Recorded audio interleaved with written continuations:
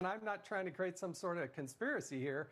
I can just tell you that from my vantage point, hearing what I heard, and the acoustics are different, right? In an arena that has a lot of cement around it, it seemed to me like the shot was a lot.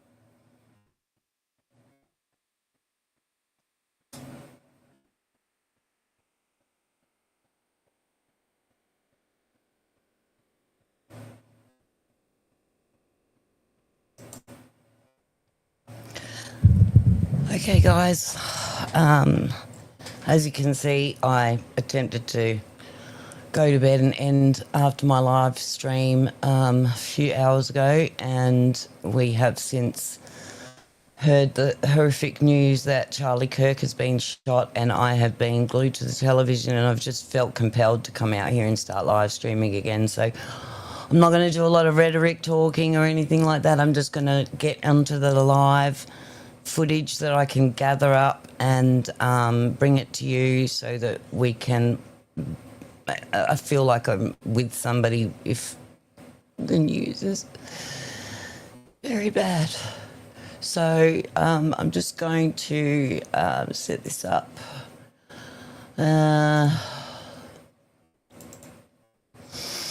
Excuse my delay here because I am... Okay. Illustration that Charlie's standing under an awning that reads "Prove me wrong." Hopefully that wants to have a dialogue with him, as he's done on college campus after college campus in front of thousands. And the only rebuttal that someone seems to be able to muster is a gunshot. Jason, I know it's been a tough day, and it will continue to be perhaps for many of us. And we thank you for all the time that you're giving to us and sharing your experience there in Utah. Thanks, Will. All right, let's go now to Jonathan Hunt with more details. He's in critical condition. Jonathan? Yeah, well, it's an extraordinary scene that we have watched video of right now. We are not airing the moment of the gunshot for obvious reasons, but I can tell you it is deeply disturbing as you watch it. Charlie Kirk sitting under that small tent that we saw on the campus there of Utah Valley University. He is sitting under there when you hear a single shot, which clearly, from those of us who have some familiarity with weapons, sounds like a high-powered rifle. The university saying it was shot from around 200 yards. As you heard Jason Chaffetz there saying he thought it was closer than that. Some of the buildings, which are 2 or 3 stories high, surrounding the area around a sort of amphitheater there. And excuse me while I'm just making adjustments. Look to be more like 50 to live yards away, but those details will come out. We have also seen video of someone apparently on the campus being arrested. We do not know, obviously, at that point, if the video that we have seen is the shooter. I can tell you that the person who was being led away by police was an elderly gentleman, looked to me to be in his 60s. Again, we have no idea at this point, no official confirmation that that is indeed the alleged shooter. But clearly, Charlie Kirk was hit directly by that single shot. And we're now getting a lot of reaction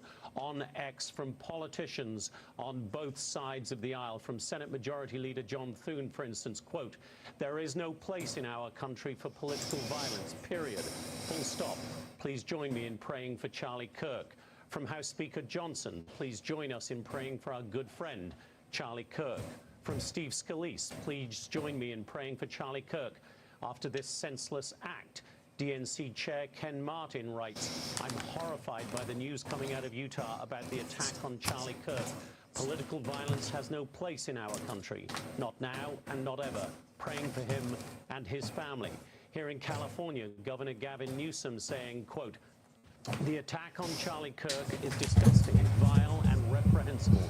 In the United States of America, we must reject political violence in every form." And from former Speaker Nancy Pelosi, quote, "The horrific shooting today at Utah Valley University is reprehensible. Political violence has absolutely no place in our nation. All Americans should pray for Charlie Kirk's recovery and hold the entire UVU community in our hearts as they endure the trauma of this gun Maybe she does violence." have a heart. Former Vice President Kamala Harris, quote, "I am deeply disturbed by the shooting in Utah. Doug and I send our prayers to Charlie Kirk and his family. Let me be clear, political violence has no place in America. I condemn this act, and we all must work together to ensure this does not lead to more violence." Also speaking out, Arizona Senator Mark Kelly, whose wife Gabby Giffords was shot at a political event in 2011. Listen here.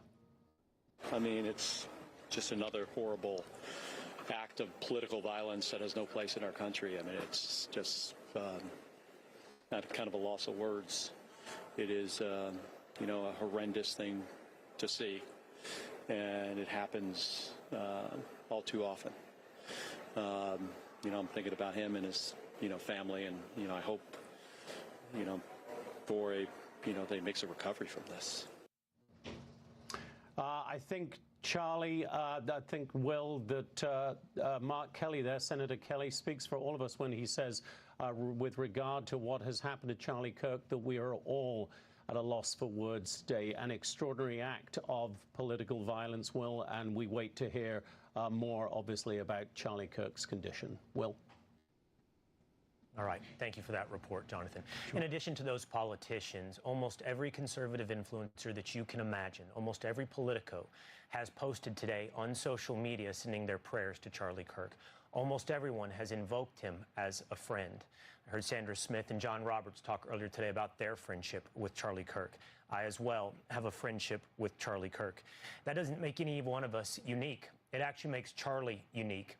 In a game and in a business where there is so much selfishness and so much self-focus and zero-sum game and competition, Charlie Kirk is a giving and willing friend who will send you a message praising your work, who's always there to support. And Charlie Kirk, knowing the threats that follow him, bravely continued to go out there every day and take on anyone who might disagree, to engage. That's why you'll see all over the place today prayers for Charlie Kirk. All right, let's bring in Joey Gallegos, who is a sophomore at Utah Valley University and was on the scene today. Joey, thank you for being with us here today. I take it you were in the crowd, some thousands there at the university. Yeah. Please share with us your experience. So I was right there up at the barricade, and I was like 15, maybe 10 feet away from Charlie. And I remember the debater who was debating asked him about transgender gun violence or something, and that's when I heard I was reporting it, and then I heard the loud bang, which I can only imagine was a gunshot because everyone immediately dropped to the floor. And then it was just chaos. Like, everyone was screaming, everyone was trying to get over each other, get over the barricade to get out of the courtyard. It didn't really register to me that what happened until I was a little bit out of it, and that's when the fear really struck. And I just called on my loved ones, just bawling, making sure, you know, that I was alive. But yeah, it was not very fun. Joey, I think that I heard you say you were something like only 15 feet away from Charlie. Were you able, because I think everybody watching is hoping, praying, and seeking information on the condition of Charlie, were you able to see him after this horrible shooting? So I was reporting, and I dropped to look at my phone to stop it, and that's when the gun went off. But I do remember, as I was trying to run away, like, I think he was on the floor, like, but I rewatched the video that I had took, and you could see him, like, jump back and then fall off. So I really hope he's okay, but from the looks of it, I don't know. Joey, I have two boys, both teenagers. They often say to me, "Do you know Charlie Kirk?" And I say, "Yes, I'm friends with Charlie Kirk." A lot of young people, when I meet them, last weekend, I was at a college campus at Ohio State, and they asked me, "Do I know Charlie Kirk?" What is it about Charlie Kirk that brought you and so many out today in Utah? Well, I just remember, I remember watching him like about a year ago, and he was just really, really inspiring, you know, just to the youth of our country, and just all of his ethics, his morale, it was everything. It was life-changing for me, honestly. Like, I became a Republican because of Charlie. Everything he said just made sense, and it just clicked in my head. And I was so excited to go out today and just like see him in action. You know, like, he's a really nice, respectful guy. You know, like all he's doing is debating and like just your disagreements. And so Sorry, guys, I'm trying to get some other sources. Can you tell us a little bit more about the event today and the crowd? Was it mostly young people like yourself? Was it mostly students? Was it mostly people excited to see Charlie? Yeah, so I had gotten there around like 11 because I just got out of class, but there was people there before 11, like 9, 10, like just camping out just to see him. Even some people in my class were going to go, and there was just tons of crowds. So it was just a bunch of students, you know, who were just really excited to like listen to a guy who has like-minded beliefs and stuff. And yeah, it was pretty big. There was a lot of people there. All right. Well, Joey, I know it's been a difficult day. We thank you for sharing some of what your experiences was today with us. And again, I know you join us in our prayers for Charlie. Thank you. Oh my God.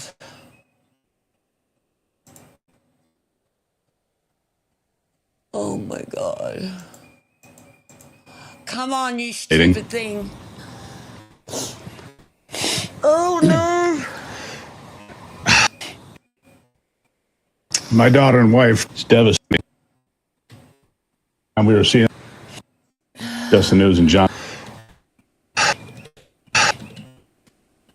31 What the hell? having been assassinated in Utah. Continue. So this anger, cannot let this moment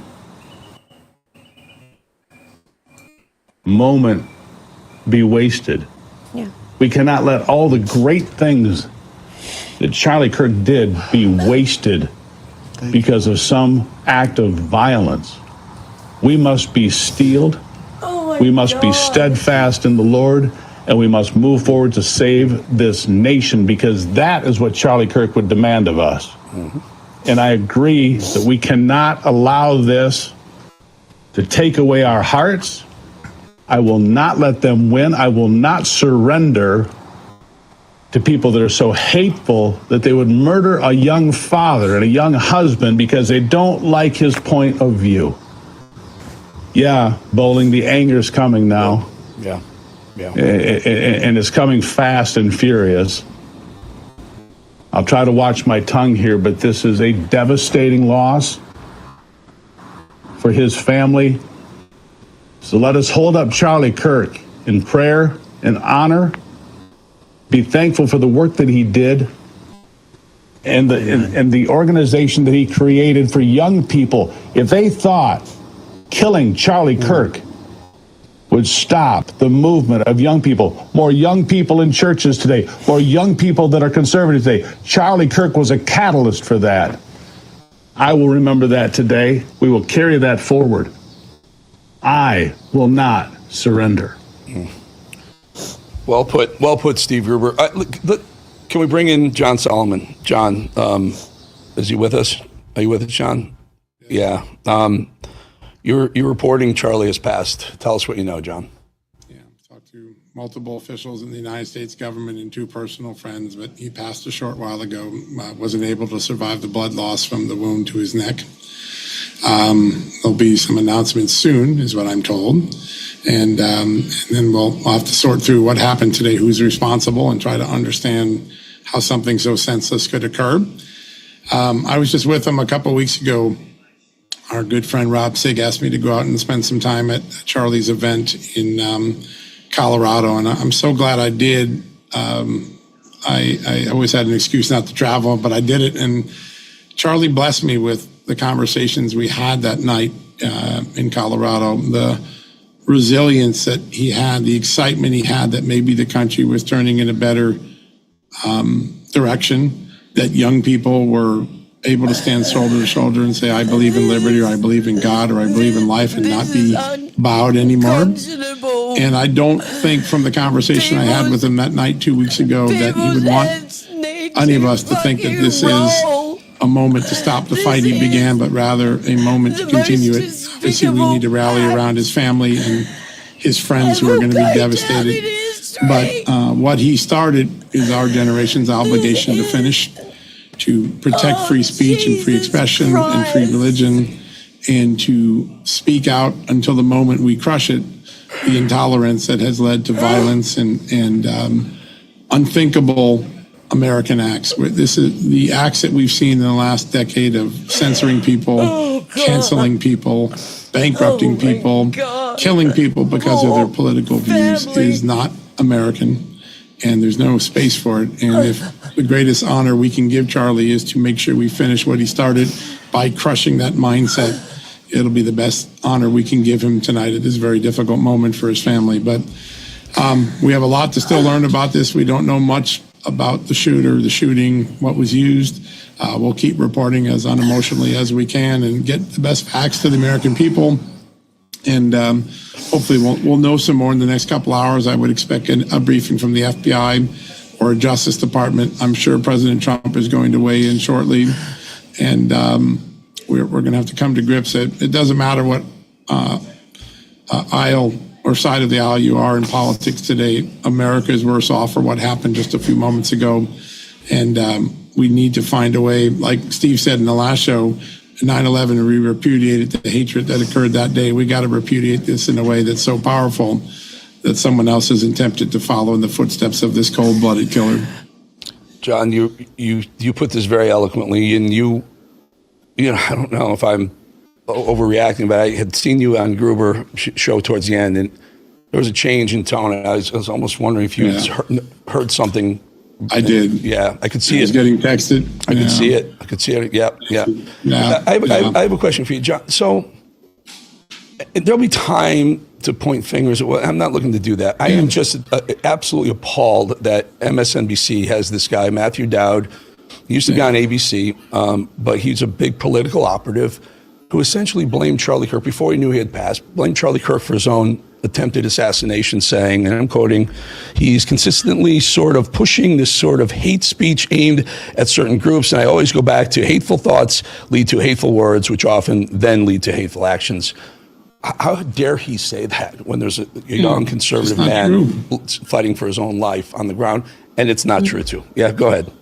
Yeah, listen, MSNBC is a center point of hatred and intolerance and disinformation, and those who watch it do so at their own peril.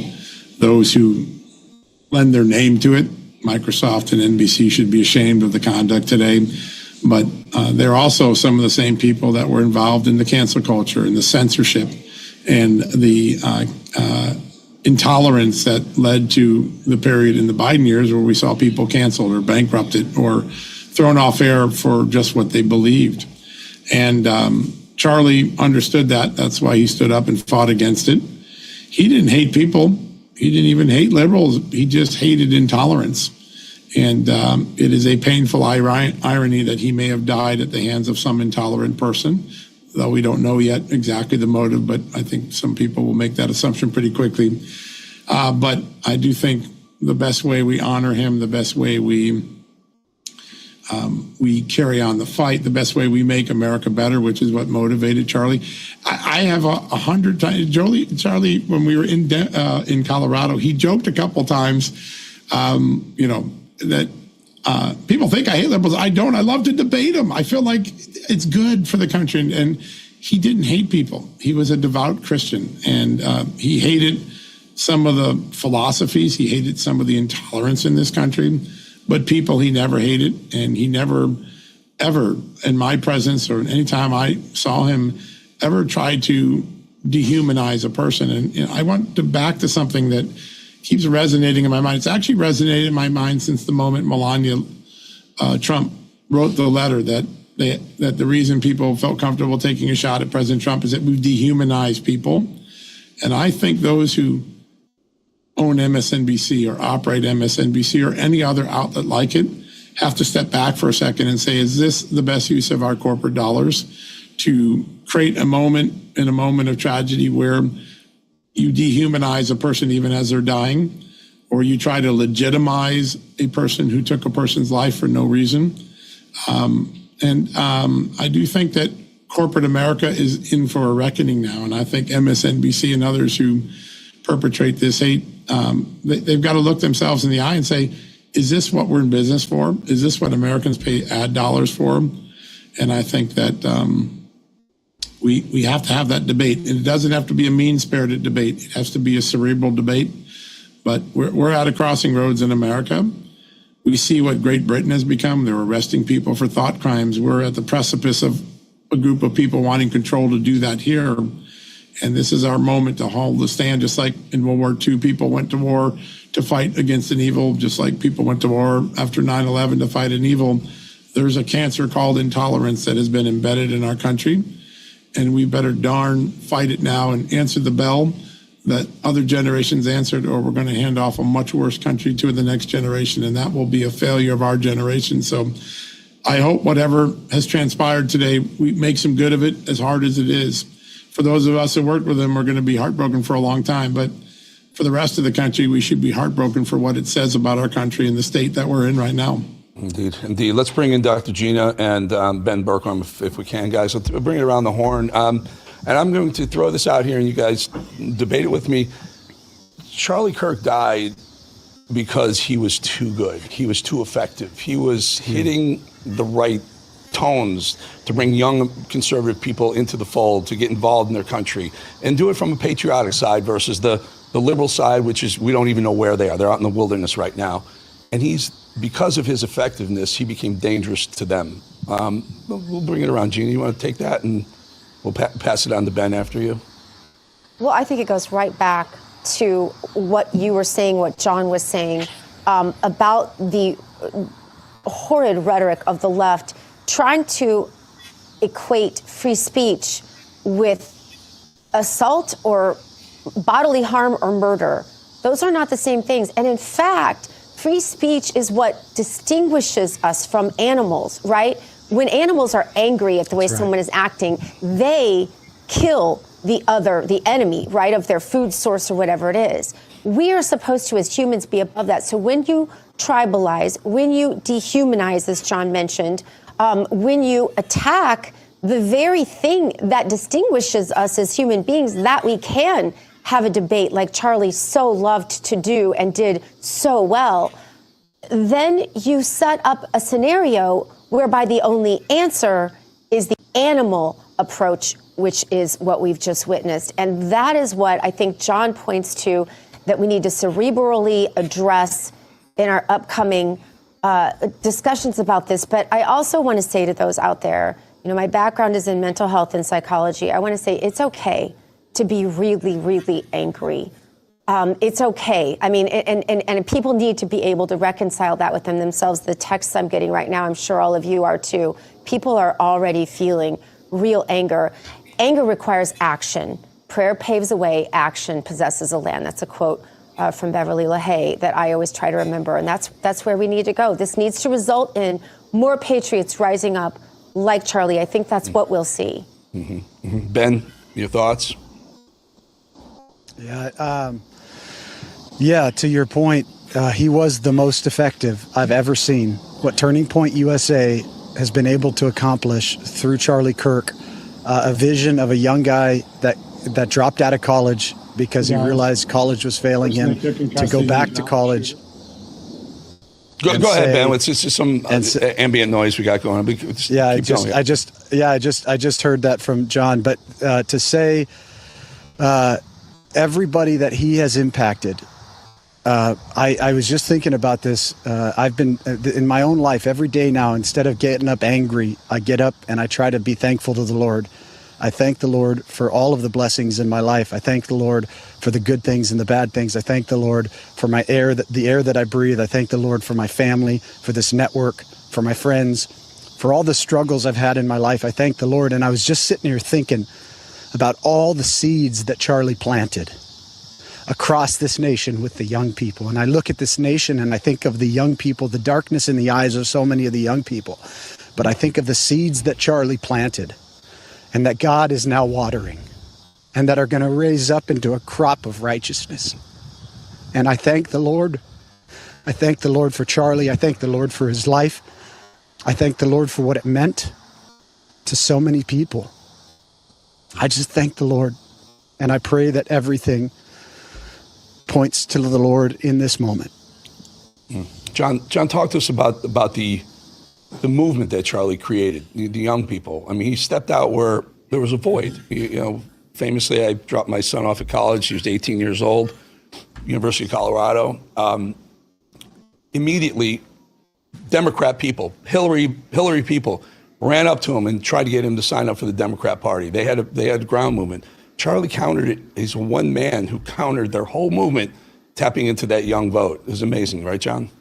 He was wise beyond his years. He understood what he was doing. He also understood what Gen Z needed that millennials never got, which was a support system. He said to me just in Colorado, there wasn't much ingenious about what I did. I just realized that young people needed to have positive peer pressure, I think that's what he called it, to be who they were taught to be. If they were Christian and they believed in life and they believed in liberty and free speech, they didn't need to be bowed down at college. And the way to fight that bullyism was to create a movement that would just say it's okay to be what your values tell you are.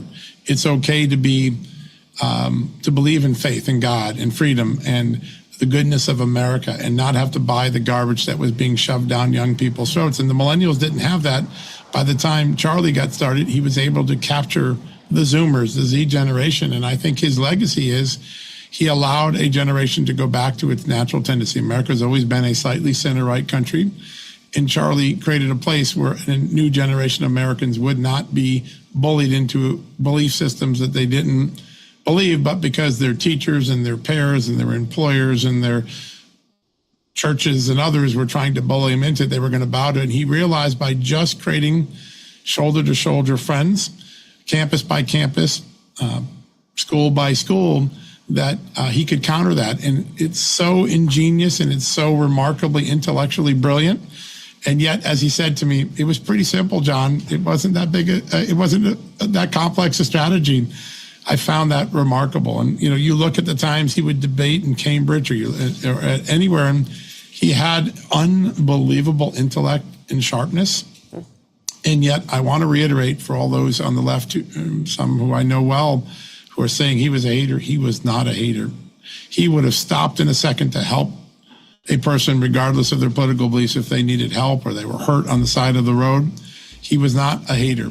He just believed in confronting intolerance and making a better argument for it. And those who dishonor him today with these false stories of hatred, they are the true intolerant misinformers of our generation. He never hated a person. I had moments with him where, you know, he said something that he thought offended people beyond what was allowed, and he wanted to talk about it. And one time I connected him with a minister and we had this great conversation, and Charlie was so reflective, and he never wanted to hurt people. He just wanted to hurt intolerance and defeat it in its place. And we have an incredible opportunity to carry that legacy on, not to let this gunman, whoever it is, have extinguished an extraordinary movement. And I don't think it will be extinguished. I think it will be put on steroids now. I accidentally left myself unmuted when I was talking to my newsroom here, but law enforcement is telling me they do not have a suspect in custody right now. They will arrest somebody. That but it was the question I was going to ask you. We saw video of them, of law enforcement holding someone down, but we don't know for a fact that's the alleged shooter right now. Is that right? That's right. Okay. And right now they're saying they do not have a suspect in custody. There is some concern that this was carried out in sort of a sniper way. I think they're still sweeping the campus. Many students are still told to lock down to that campus. So we're watching closely to see what's going on. I think you're seeing right now a tactical team of police officers being deployed on campus. A grid by grid search is a normal thing, building by building search till they find the location and the shooter. But this is a story that is a long way from being finished, and we'll get more as time goes on. But that's the very latest I have from law John, enforcement. do you right have any further? I know you're very, very close to the FBI and some of those folks, Cash and Dan. Have they indicated to you anything, any information that they have? What they're are there, moving assets in place now? FBI has deployed their best in Utah. Obviously, this is a more distant location. It's not in a major urban area. So there's a lot to still be reckoned with, but there'll be all sorts of assets deployed here, particularly because with a shooter at loose, you don't know if there are more targets ahead. Mm-hmm. And so there is a legitimate safety issue until you get that shooter or shooters in custody. So Indeed. Very tragic stuff. We don't know if this is an American, a foreigner. We don't know much yet. I will tell you, I'm no expert. I have handguns, I got rifles, but seeing the video, that looked like a shot from far away with a high caliber round. I think that's right. That's what the experts are telling me. I think you're right, Eric. But we'll get the facts and we'll get them to our great audience, and we'll try to answer as many questions as we can over the next few days. Can I just get our guys to change that? Charlie Kirk passed it. Please don't say that. He was assassinated. Please, let's do it the right way. Can we bring in Laura Logan? Is she stand by? Is she available? Laura, do we have you? My dear Laura Logan, are you here? Yes, I'm here. Since we last spoke, my good friend, we have the horrendous news to report that Charlie Kirk has died from the assassin's bullet that we were talking about earlier. Your initial reaction post-mortem? Well, like a lot of the people that you've had on the show already, Eric, I sort of feel this combination of heartache and sadness, like this just deep, unbelievable sadness and shock. But then on the other hand, this slow burning anger. And, I think it's really important in this moment to think about Charlie as a husband and a father, because his wife and children were so important to him. And Charlie said over and over again on air, and if you knew him, he would say it to you in person, that his children were everything to him, and he was fighting not just for his own young children, but for all of our children.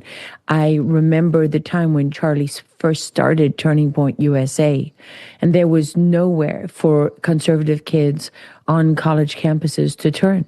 There was no one who had their backs. They were, they were really just trapped, and they had to lie about who they were. They had to hide themselves. They had to pretend to be something that they weren't. And so, what Charlie did, he won a scholarship I don't know if he won a scholarship, but he was accepted to Brown University. He could have gone to Brown University, and he chose not to.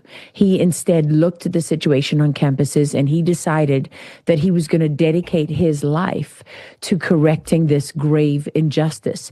And it wasn't just about standing up for free speech. It was about standing up to a decades-long indoctrination system that had been put in place by Marxists and their globalist allies at campuses all across the United States. And I'm reminded of the many articles that wrote about Hillary Clinton when she was running for office in 2016, that wrote that it was her destiny, to become president.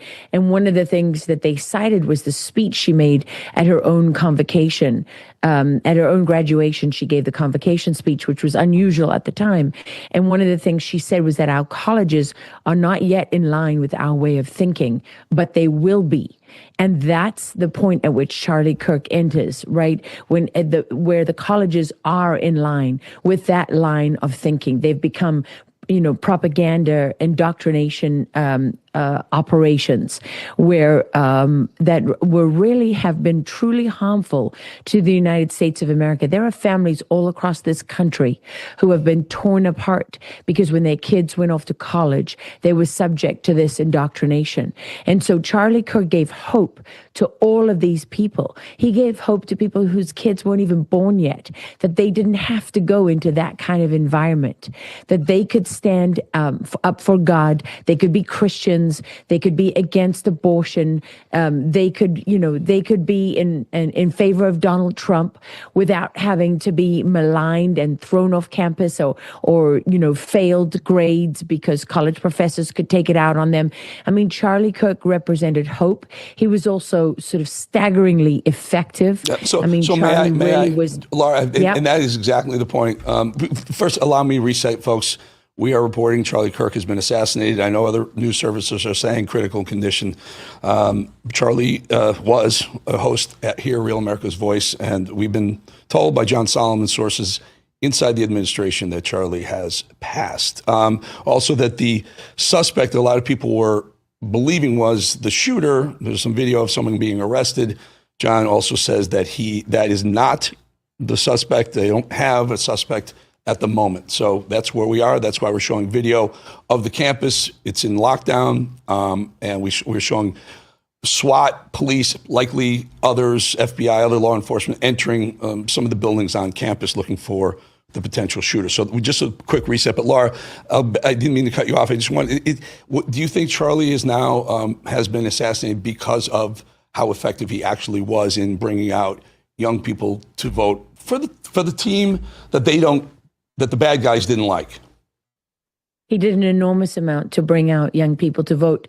But, that was just a part of it, Eric. I mean, that's what's extraordinary about Charlie. He was just incredibly effective. I mean, he would hold, meetings every year for his donors. They would gather for days and then they would meet and his fundraisers just brought in millions of dollars because people of every age group had a lot of faith in him. He was very organized and efficient and precise. He knew exactly what he was talking about. He was grounded in his faith and his principles. His character and his integrity were, undeniable. Right when you knew Charlie, Laura, I apologize. I apologize if I may. Donald Trump just posted on X, the great and even legendary Charlie Kirk is dead. No one understood or had the heart of the youth in the United States of America better than Charlie. He was loved and admired by all, especially me. And now he's no longer with us. Melania and my sympathies go out to his beautiful wife, Erica, and family. Charlie, we love you. Donald Trump posting that on X just moments ago. Go ahead, Laura. I apologize. Well, there aren't always real leaders, right, in every generation. I mean, Charlie was a real leader, and I'm not saying that about him because he was assassinated. If you'd asked me that yesterday, I would have told you the same thing. He represented the power of what one young person can do. When he started out, he didn't have millions of dollars and all these powerful people backing him. He traveled all the way from across the country to a little town in Texas to come and speak to people at Hondo's restaurant, which is a local place here that I go to a lot, which friends of ours own. And he spoke to people. And one of the things he did was show what banned words there were on campuses, words that you weren't allowed to use on college campuses in the United States of America, including in the state of Texas, where people think you're somehow inoculated from this radical Marxist, doctrine. And Charlie showed that it wasn't true. And from there, he built an entire organization and a movement. And he was consistent in everything that he did. He was consistent in his views and his principles. And he was not afraid. I mean, this is a man, John Solomon was saying that Charlie loved people, and he was right. Charlie loved people. He was willing to sit down with Gavin Newsom. I mean, who's just a disgusting, vile human being who is also culpable in this because he's one of the people that is responsible for pushing lies upon the American people. I mean, it's time for these things now to stop, Eric. We can't let this just, go by the wayside. This isn't just some tragedy. Okay, this is part of a much larger operation, which is designed to dismantle this country and all the things that Charlie KIRK stood for. This isn't just because Charlie KIRK spoke up. This is because those ideals for which Charlie KIRK stood are under attack right now. This is because this country is under attack right now. And Charlie KIRK recognized that. And he didn't hesitate. He threw himself into the fight. He built everything from the ground up. He deserves full credit for everything that he did. And now he's been martyred. I mean, that's the reality here. He was assassinated, and he will be a martyr for anyone who believes in freedom, who believes in God, who believes in justice, who believes in accountability. I mean, we in our lifetimes haven't experienced a moment like this. And let the record stand. All of those people who have accused Donald Trump of exaggerating his assassination attempt or manufacturing the assassination attempt or faking the assassination attempt, all of those people, this would have been the result if Donald Trump hadn't turned his head at that rally in Pennsylvania. These assassination attempts are real. And there wasn't just one. There's been multiple against Donald Trump. And they still would take him out if they could. So let the record now reflect the reality, the truth, which is that the left is not the party of peace, right? It's no longer, we have lived with these lies for long enough. The left, as much as anybody else, is the party of violence and murder. And all of these people need to be held accountable. It wasn't enough to try and kill Steve Scalise. I mean, remember, Antifa goes out there and burns down buildings, and they put all across, remember when CNN and Cuomo were comparing Antifa to the Allies landing on the beaches of Normandy, holding them up as heroic figures who were somehow fighting against fascism? The left are fascists and tyrants. And it's not just the left, it's all of the traitors and the rhinos on the right who are working hand in hand with them. The ones that remain silent. Together. The ones that remain silent. Yeah. Correct. We're not going to go off Charlie right now, but the people who are sitting in that light rail train car with Irina and just sat there, you're complicit. You're complicit. If you watch some of this stuff happening, let me bring this around if I may. Gina, we'll start with you. How do you coexist with literally half the population? Some of them are radical enough to rather see you dead than express your own opinions about the country. Well, you speak truth, and you speak it endlessly, and you speak it no matter what. And I think this will result in that. I mean, I think somebody in the chat said, homeschool mom, I believe it was. I was just looking at the chat comments, said, we're all very angry, but the real anger is going to be with the youth movement, with all of Charlie's supporters. They are going to be so angry, and we have to, those of us who are adults in this situation, have to continue to be adults and lead them in the right direction. The right direction is Eric, it's back to the cross. It's where our prayers and our anger and our all of the things, our sadness, our grief, our disbelief, we need to pour it out there because we're going to have to be here for them, because they lost their leader right now. And I think that's something very real. Now, that doesn't take anything away, of course, from certainly what Laura said about Charlie's beautiful wife, Erica, his amazing children. She would send me pictures of them. What a great family they were. What a great family they are and they remain to be.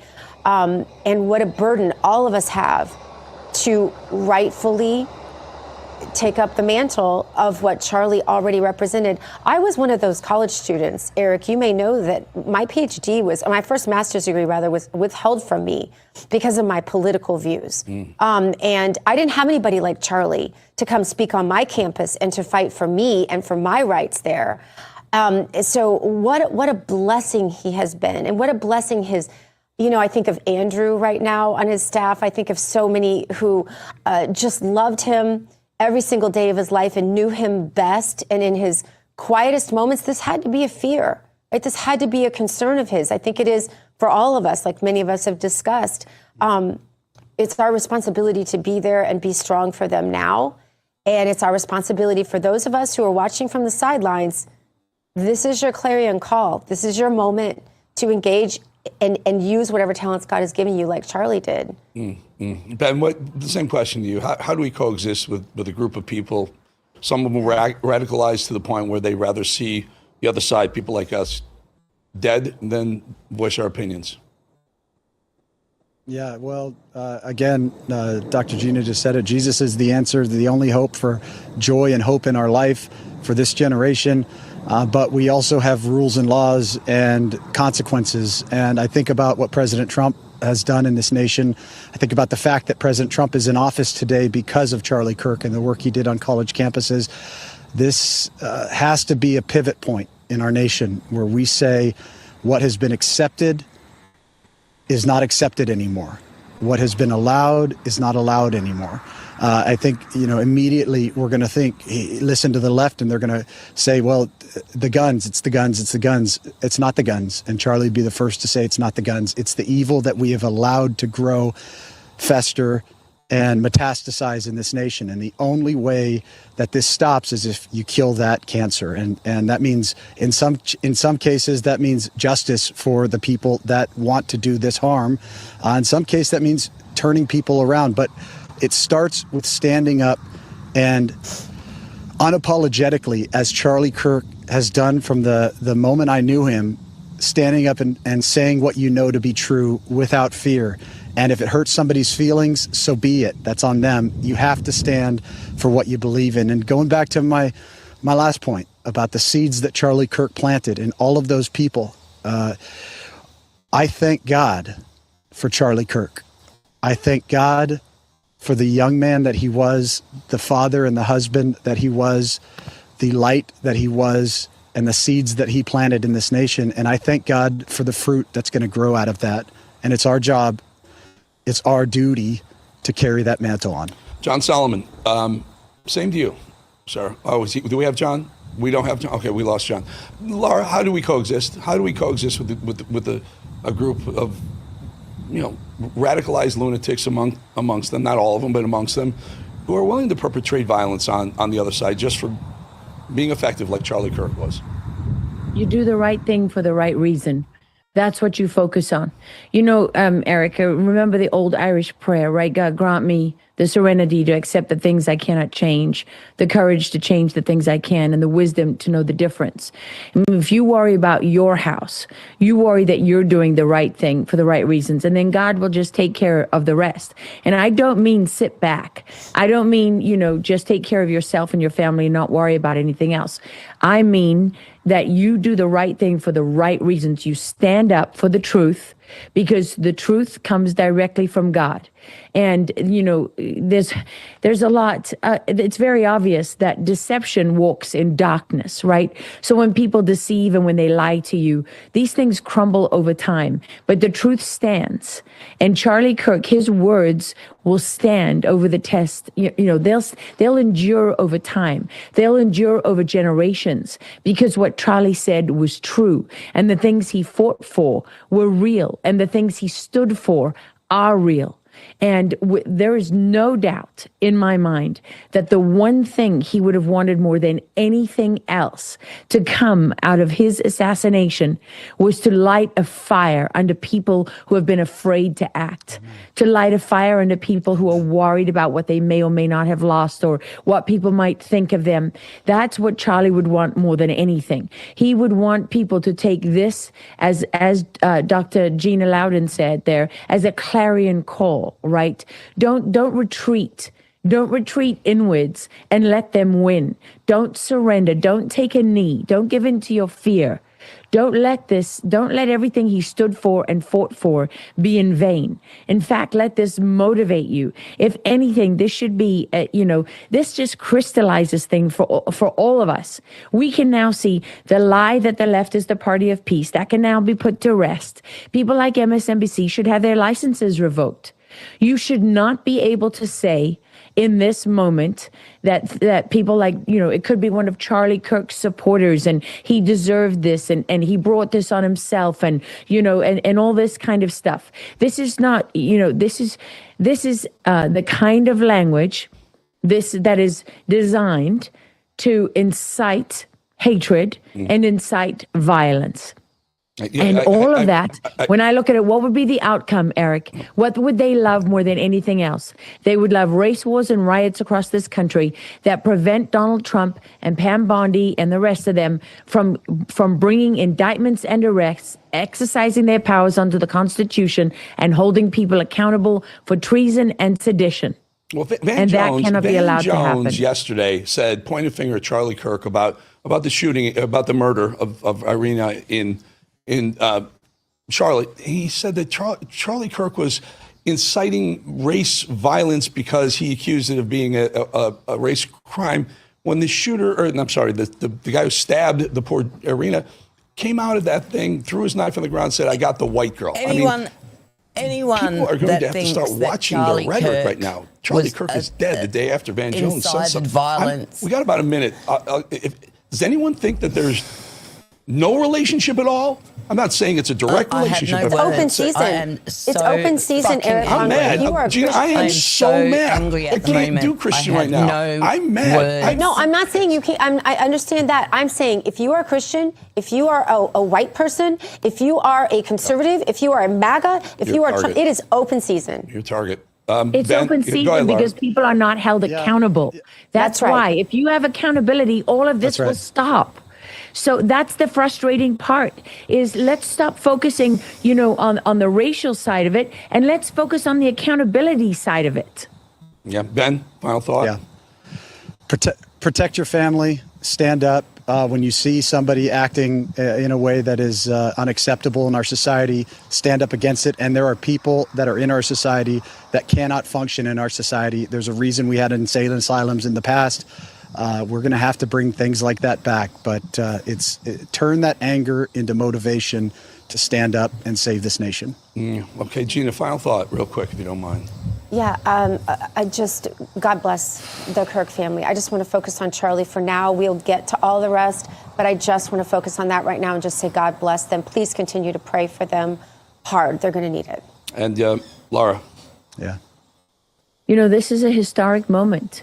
I mean, look at the assassinations that have defined this country in history. Charlie Kirk's assassination will go along in the annals of history with Martin Luther King and with JFK. And I would just urge the president not to let the same situation arise where they pin it all on one lone wolf, gunman, and they make up a story and they deny us full accountability for all of the co-conspirators who were involved in this, because I don't believe for one single second that this was a single shooter who just did his own thing. It's Nonsense. And who's next? Who's next? That's right, Gina. I don't think so either. I agree with you. They'll go after the most effective conservatives they possibly can. Say thank you to Ben Bergquam. Thank you to Gina Loudon. Always thank you to Lara Logan, my good friend who was standing by at the right time, boy. Really, really need you. John Solomon reported Charlie Kirk has been assassinated, 31 years old, per John Solomon's sources. Also, no suspect yet in custody. They're on the lookout for that, folks. It's a tough day around here at RAV. We're going to miss him. God rest his soul. Charlie Kirk passed, age 31, assassinated, folks. War Room is up next. Continued coverage of the passing of the assassination, cross-off passing, assassination of Charlie Kirk. We're up to you, Vaughn, but please stay on the line. Donald Trump has just posted on his social media platform, Truth Social, the following, quote, "The great and even legendary Charlie Kirk is dead.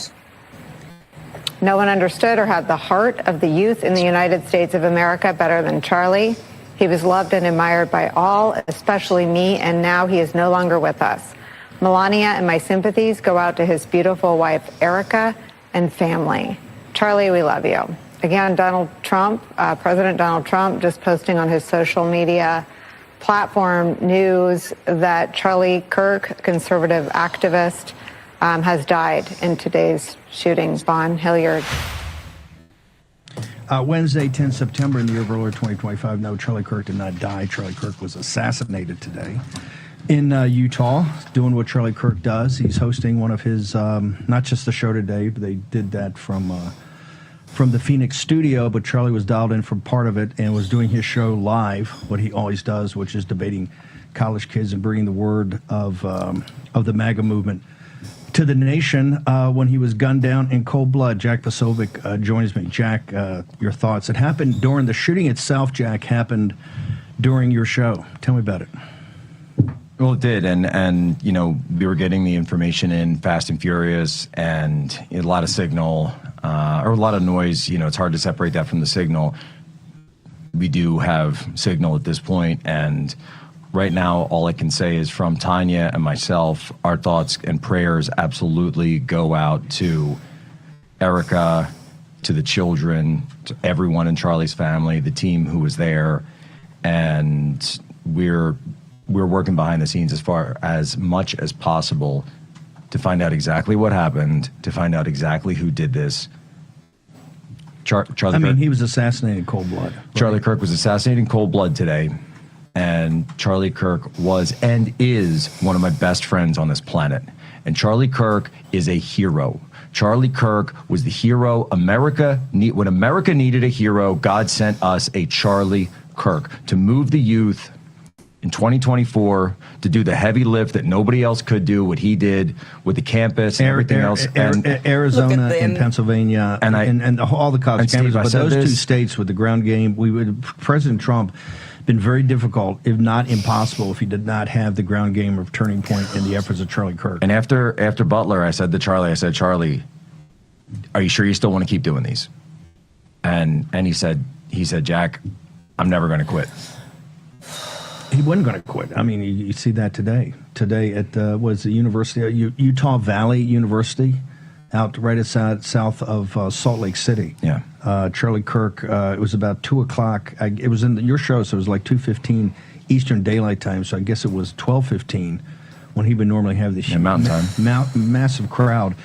I want to make sure everybody understands that the individuals in that tweet, the older guy, looks like it's not the shooter. The shooter has not been apprehended. Yeah, we do not. So President Trump has just announced that all flags to be lowered half-mast until Sunday evening at 6 p.m. in honor of Charlie KIRK.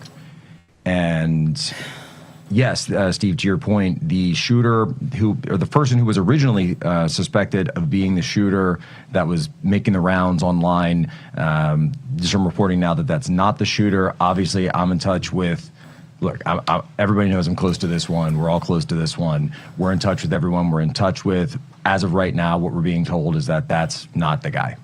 I want to say also, you can see from the video and the shot, Charlie was in very bad shape from the beginning, and I want to give a shout out to the people around him. They did the emergency crew. I think he was airlifted.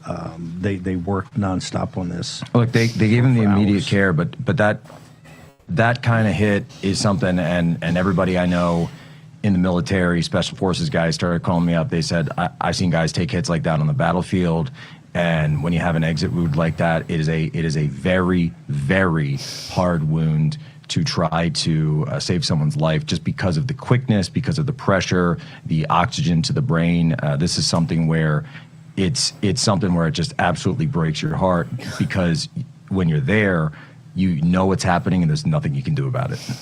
No, by the way, it is a battlefield. I mean, Charlie KIRK was a warrior. Charlie KIRK wasn't going to back down. After the Butler assassination attempt last summer, you warned him, other people warned him that, hey, Charlie, you're the most exposed person in anybody in this movement, because Charlie would, it looked like a couple of times a week, go into these crowds. And look at that crowd today at Utah Valley University. It had to be a couple of thousand people, 4,000 or 5,000 people. No. He knew. He always knew.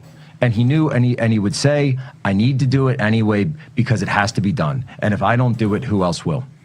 because he had a drive, he had a spirit, he was a builder, he was a father, a husband, and he had this, unlike no one I've ever met, glass maybe outside of this room, where I don't understand. he just would never stop. And you could be, it could be 2 a.m. I could send Charlie a text, he'd text me right back. 100%. 2 a.m, 3 a.m. The only time he would take Saturday off for the family, except for Saturday. Saturday, of course. Saturday. If you need him, you go to Erica. And that was the time he said, "That's my time. I want to be with God. I want to pray. I want to unplug." But my point is that this guy would never stop working. 24/7 operation, 24/6. And keep going. The movement that Charlie Kirk started will never end. The movement of the youth, the movement to save this country, the movement to ignite a fire for freedom and liberty across this republic. And by the way that he always spoke so forcefully for Christ Jesus, that whenever chance he had to give his testimony for what he believed in and who he believed in and to lift up God's name, Charlie was always the first one to do so. So I know, obviously, people are shocked today. When we left you a couple hours ago, what did I do? What I always do at the end of the show in the morning is toss to Charlie Kirk for 2 hours of populist nationalism, followed by Jack Posobiec, Steve Gruber, Eric Bolling, then back to the war room. It just shows you, hey, every minute's precious for particularly for people in this movement and people the tip of the spear. I realize everybody's rattled by this. Charlie Kirk being assassinated, shot down in cold blood for the entire world to see. The shooter is not apprehended yet. Yes, there's going to be prayers and mourning and half staff in nurturing the widow and a ceremony. But we have to have steely resolve, right? Charlie Kirk's a casualty of war. We're in this country. We are. And the mocking that you had on MSNBC today was completely and totally inappropriate by Matthew Dowd, and the owners of MSNBC ought to know he ought to be removed immediately and never come back on that channel. His comments earlier today, when we first heard that Charlie was shot, right? And Katie Tur was trying to do her best job, right, given the circumstances, but you have a guest like on there. We need steely resolve. Charlie Kirk is a casualty of the political war going on in this country. He was gunned down in cold blood. Gunned down in cold blood. And you have to have steely resolve about this. Charlie Kirk never... Look, what did he do? He would say, if you disagree, come to the front of the line. Because he wanted to have a conversation. Charlie Kirk never raised a hand in anger. Never once. He said, come out here. He would say, change my mind. He was a happy warrior. He's a happy warrior every single time. Right. You never saw him. You had conviction. Right. You know, he had conviction. He was tough as nails. But he never once did so, and he never once came off a stage. You go find hundreds of hours of video. He never did it. No. Never once. No matter how crazy, no matter how nuts, whatever he was being faced with, he would always sit there and he would hold his ground and hold frame and do so with the peace of Christ. He had a gift from God. He had an absolute gift from God. And for, these are the reasons that we'll never be able to really get the answers of, but God called him home today. Well, it's your fate and your destiny, right? Yes. Charlie Kirk knew what he was getting into in doing this, right? Charlie Kirk was at the tip of the spear, never flinched, never backed off. You never heard any whining from Charlie Kirk. I mean, we would have texts, and there was a lot of stuff, we didn't always totally agree on. The text message chains with Charlie Kirk all hours of the night, always trying to learn, right? Always trying to move the ball forward, but always doing it with in a very upbeat spirit, right? In a way that was, he's a glass half full guy, right? And the organization he built, that's what attracted so many college kids. And it started with college kids, but it built all over the events themselves now. And two big events, one in the summer, and of course the event right before Christmas in Phoenix are the most important events of the calendar for the conservative movement. It's a who's who comes on the stage, including President Trump came on last December. And on that stage, for the first time, President Trump told that audience, because of what Charlie Kirk brings and the intensity he brings, President Trump told us why he ran for office. It was because he knew the 2020 election was stolen, and he says, I had to come back and make sure that we didn't let, if we let that go, we weren't going to have a republic. And that's the power of what Charlie Kirk built. Charlie Kirk was a warrior to the end. If you see his last moments of maybe consciousness before he was shot, what did he have? He picked up a mic to respond. He died fighting. This is a man who died fighting. Charlie Kirk died fighting, not for himself. Charlie Kirk died fighting for you. Charlie Kirk died fighting for Jesus. Charlie Kirk died fighting for this country, and he did so knowing full well that he wasn't just staring down at a microphone or some liberals. He knew about Butler. He knew everything about it. I've talked to him about it a million times. He knew. And by the way, he knew about the security too, because he says, "Hey, I can't get too much security because it cuts me off from the young people. Yeah. It cuts me off from the crowd." Charlie was a people person. That's why today, when you saw that tent, the people were right there in front of him, right, and they're in the line and they're tossing back and forth, and Charlie's giving as good as he gets. He was answering. He picked up the microphone to answer, to respond to something he didn't agree with, right? The individual. If you disagree, you come to the front. Exactly. If you disagree, you come to the front. He always every time I did an event with him, he'd always say, "You disagree, you come to the front." We did Penn State last year. We did. By the way, just because I haven't said it yet, to Charlie's mom and dad, his mother and father, that obviously our prayers are absolutely with you, the entire Kirk family, and we need to get to the bottom of this. Right now. Need to get a bottom of it, but he went out as a hero. What'd you say the hero America needs right now? When America needed a hero, God sent us Charlie Kirk. As a fighter. When America needed a hero, God sent us Charlie Kirk. He sent us Donald Trump. Some say that we're not sure who sent us Steve Bannon, but we got a Bannon too. I'm not in that league. But I'll tell you, the Trump, they came for him twice. You saw it in Butler.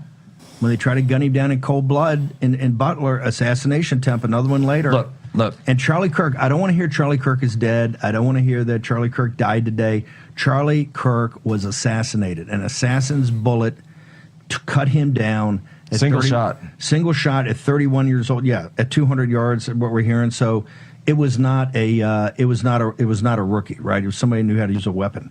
Charlie Kirk was cut down by an assassin's bullet. Right? In the prime of his life. In the prime of his life. Top of his game. Just when he got going. Go ahead. I just want to say, I mean, beyond all that, he's our friend. This is one of our friends. And when you come for one of our friends, that's it. That's it. Gloves are off. Gloves are you thought that before gloves are fucking off. Was bad, that we went hard. You just took away one of our friends. We're going fucking harder now. That requires. You just open but people have to expect this. Look at Luigi. You get MAGA or get Mangione. That's my point. And the Mangionis are now taking out the MAGAs. And Mangione is considered a hero by those guys. I tell folks all the time. You got Mangione and you got Ma'am Donnie, who's a. It's the Bolsheviks and the Mensheviks. Yeah, exactly. So you see what they're doing. And Luigi and Mangione is treated as a cult hero by these people. So tell me again about, Posobiec and Bannon and the rhetoric. Oh, the rhetoric. You're so upset, because I used the word unhumans. Yeah, what word would you ascribe to an act like this? It's unhuman, okay? That's what we're living through. You think I want to do this with my time? You think I got kids? You think I want to be here? This is what you have done to our country. Exactly. And what comes next is on you, too. And we're not going to back off an inch. Anybody think if you're going to back off, then this is not for you. Charlie Kirk gave his life for a country. He's on the battlefield of political combat, okay? And they cut him down with an assassin's bullet. Let's be blunt about this. They cut him down with an assassin's bullet. I guess we're going to take a break here. We're going to take a short commercial break. We've got John Solomon, three other people going to join us, hopefully the great Matt Boyle. Jack Posobiec, one of Charlie's best friends and best partners, is with us. And we're going to take a short break and return in a moment. You're in the War Room.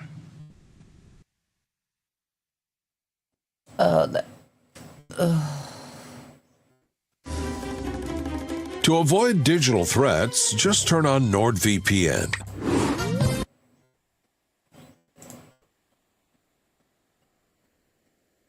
That you're going to want to hear from. Suspect is not in custody. Greg, thank you for being with us here today on the phone. I'd love to personal. Going to go home tonight. Stairs to the press area. But to point out, area of war would get a call from Charlie, encouraging us, congratulating us, complimenting a conversation or a segment. In a business that is full of ego, in a business that is full of competition, Charlie Kirk was a true friend. Charlie Kirk was also a major, influential presence in the United States of America, who's already been described by the President of the United States as legendary. No one has marshaled the youth in this country in my lifetime in the way of Charlie Kirk. Whether or not it's my children, who I will talk to tonight when I go home, 2 young boys, teenagers, who know Charlie Kirk, who listen to Charlie Kirk, or the kids that I meet on college campuses before big noon kickoff on Fox Sports at Ohio State, who want to ask me about Charlie Kirk. In the thousands and tens of thousands across this country, from college campus to college campus, Charlie Kirk has been a major influence on the young people of this country. But his influence didn't stop on college campuses. Charlie Kirk's influence extended to the heights of power in the United States of America. A personal friend, I know, to the Secretary of War, to the Secretary of State, to the Vice President of the United States, to the President of the United States. Charlie Kirk's influence literally knew no bounds. And he changed America for the better. For those that hate and those that disagree and that can find no other way to respond but with violence. You did nothing today. Yeah. But to point out the important influence and the great man that was Charlie Kirk. Let's bring in Fox News senior White House correspondent Jackie Heinrich with reaction from the White House now. Jackie. Yeah, well, we are digesting the news the same as you. The confirmation from the president that Charlie Kirk has passed away, really just putting a finer point on the concern and worry that had been sort of settling in here at the White House for the last hour or so before this news came out. I went upstairs to the press area to see if we would be getting any updates from officials after we'd been told earlier that the Secret Service, that the Situation Room and the National Security Advisor were monitoring the situation, and then got a lot of silence from there, and the worry sort of began to creep in. We've been told by the Secret Service that they are not able to give us an update on any security posture changes that might be happening for the president in light of this act of political violence. Obviously, a concern for everyone here who are going to go home tonight thinking about this, their friend who has lost his life as a result of the political violence in this country. That was the message that Charlie Kirk shared on his last post on X, to that effect, that you have to talk about those things in political terms or else it's not going to change. That was his message. And I think that in the coming days we'll be doing some reflecting on that. As far as any information on what we might be seeing tonight in terms of flags coming down, or any other displays, we'll certainly keep you updated on that. But this is just developing news. And I'll also note that, the mention from President Trump of Charlie no longer being with us, calling him a legend and someone who's dear and admired by him and everybody else, is notable. President Trump had 2 attempts on his life. And so that is something I'm sure hits very close to him as well. We will continue to bring you any more information, but the outpourings of just sadness and sympathy and also outrage that this could happen, we're seeing that come in real time. Well, 10 minutes forwards and get to the start of in our buddy out. We started the show asking for your prayers for Charlie Kirk, and our ask continues for your prayers for the family of Charlie Kirk after this unthinkable tragedy. We hope you stay tuned to Fox News Network for continuing coverage. Charlie Kirk was 31 years old.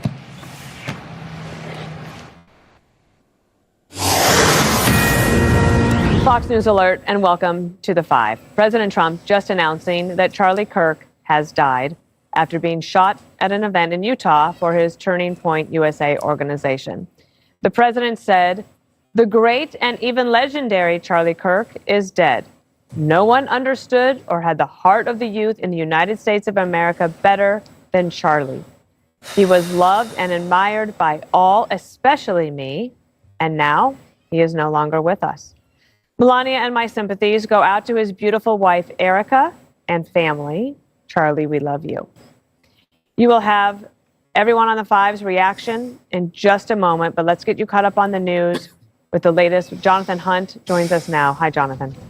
Hi, Dana. A tragic scene unfolding on the campus of Utah Valley University in Orem, Utah. That's about 30 minutes south of Salt Lake City, where Charlie Kirk was holding an event, the first event of what was called the American Comeback Tour. At about 12:20 local time, Charlie Kirk was sitting underneath a small tent in an outdoor area of the campus, a sort of amphitheater, buildings facing him about 100 to 200 yards away. He was addressing a crowd that looked to be up to a couple of thousand strong. He had been handing out baseball caps, smiling with the crowd, talking to those who had come to eagerly see him and listen to his words. And then in video we have seen, but are not showing for very obvious reasons, you hear as after Charlie Kirk sits down behind a desk underneath that small tent, you hear a single shot ring out. It appears to be from some sort of high-powered rifle, clearly shot from a distance. And then in one particularly gruesome video, you can see the bullet strike Charlie Kirk. It appears to hit him directly in the neck. You see a gush of blood, and then obviously, as you can imagine, the crowd running in every direction, absolutely terrified. We have seen pictures of Charlie Kirk then being carried away by people to be who appear to be security guards, not in uniform.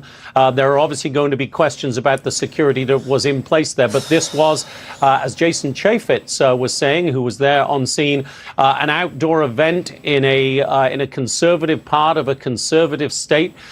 It's a very crime-free city, Orem. I know it well personally from family connections there. And nobody expected anything like this. It is a dreadful scene there now. The shooter appears to still be on the run at this point. Somebody was taken into custody earlier. We saw that on video. Appeared to be a more elderly gentleman. As we understand it, Dana, that man has now been released from custody and had nothing whatsoever to do with the shooting. So there is obviously very much now an urgent manhunt underway to find whoever carried out this shooting. And from the way it played out, the way it was set up, Dana, you have to think that this was very much planned and carried out by somebody very familiar with and competent with the use of a high-powered rifle. The ultimate outcome of all of this, Charlie Kirk dead at 31. Dana? Thank you, Jonathan. And so we cover a lot of events here, and many of them don't touch us personally, but this one does. Charlie was a giant human, especially to me, one of the tallest people I've ever been around, but a huge heart, and what an impact. He was. And Kennedy and I just saw earlier in the green room, you know, he was born in 1993, and you have to take, if you're our age, you think about that and like the impact that this young man had. And the shooting is a watershed moment in that for our country. And I believe, and I think my colleagues here will agree, the nation needs a circuit breaker. This is unacceptable. It's so tragic. And he touched a lot of people and a lot of people's hearts. You're going to hear a lot about more about that in the next hour and in the coming hours here on Fox News. His first television hit, Greg Gutfeld, was Fox and Friends in 2012, believe it or not. So we've known the young man for a long time, and may he rest in peace. Yeah, he's. I've known him for probably 10 years. I mean, I'm just going to go back to the it's hard to gather your thoughts beyond just horror. So instead, I mean, you know, Charlie was such a force of nature He was brilliant and he was funny, but what scared people was his persuasiveness. The only way to take him down, because he could persuade you so strongly, was to kill him.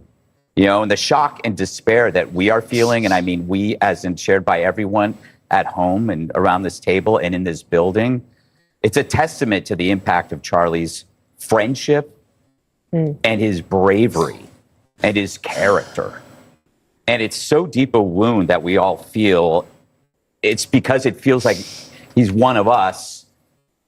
He's part of us because he was such genuinely a patriot and a great person. So how do you work through this stuff? You know, it's not about him or me. It's us, the viewers. You are us. What do we do? Well, you still do what you always do, but you do more of it. You stand up, you speak up, and you share the risk. Right now, you are recoiling, but you have to come back and return stronger, more fortified, and more resilient. What is ironic, fittingly, I guess, is that this is a turning point. You know, if you believe in Charlie, you got to believe in yourself because he believed in you. You know, this isn't over. This is the beginning. And Charlie's power just got released in all of us. He's going to be bigger now than he ever was on this chaotic planet. He made us all bigger.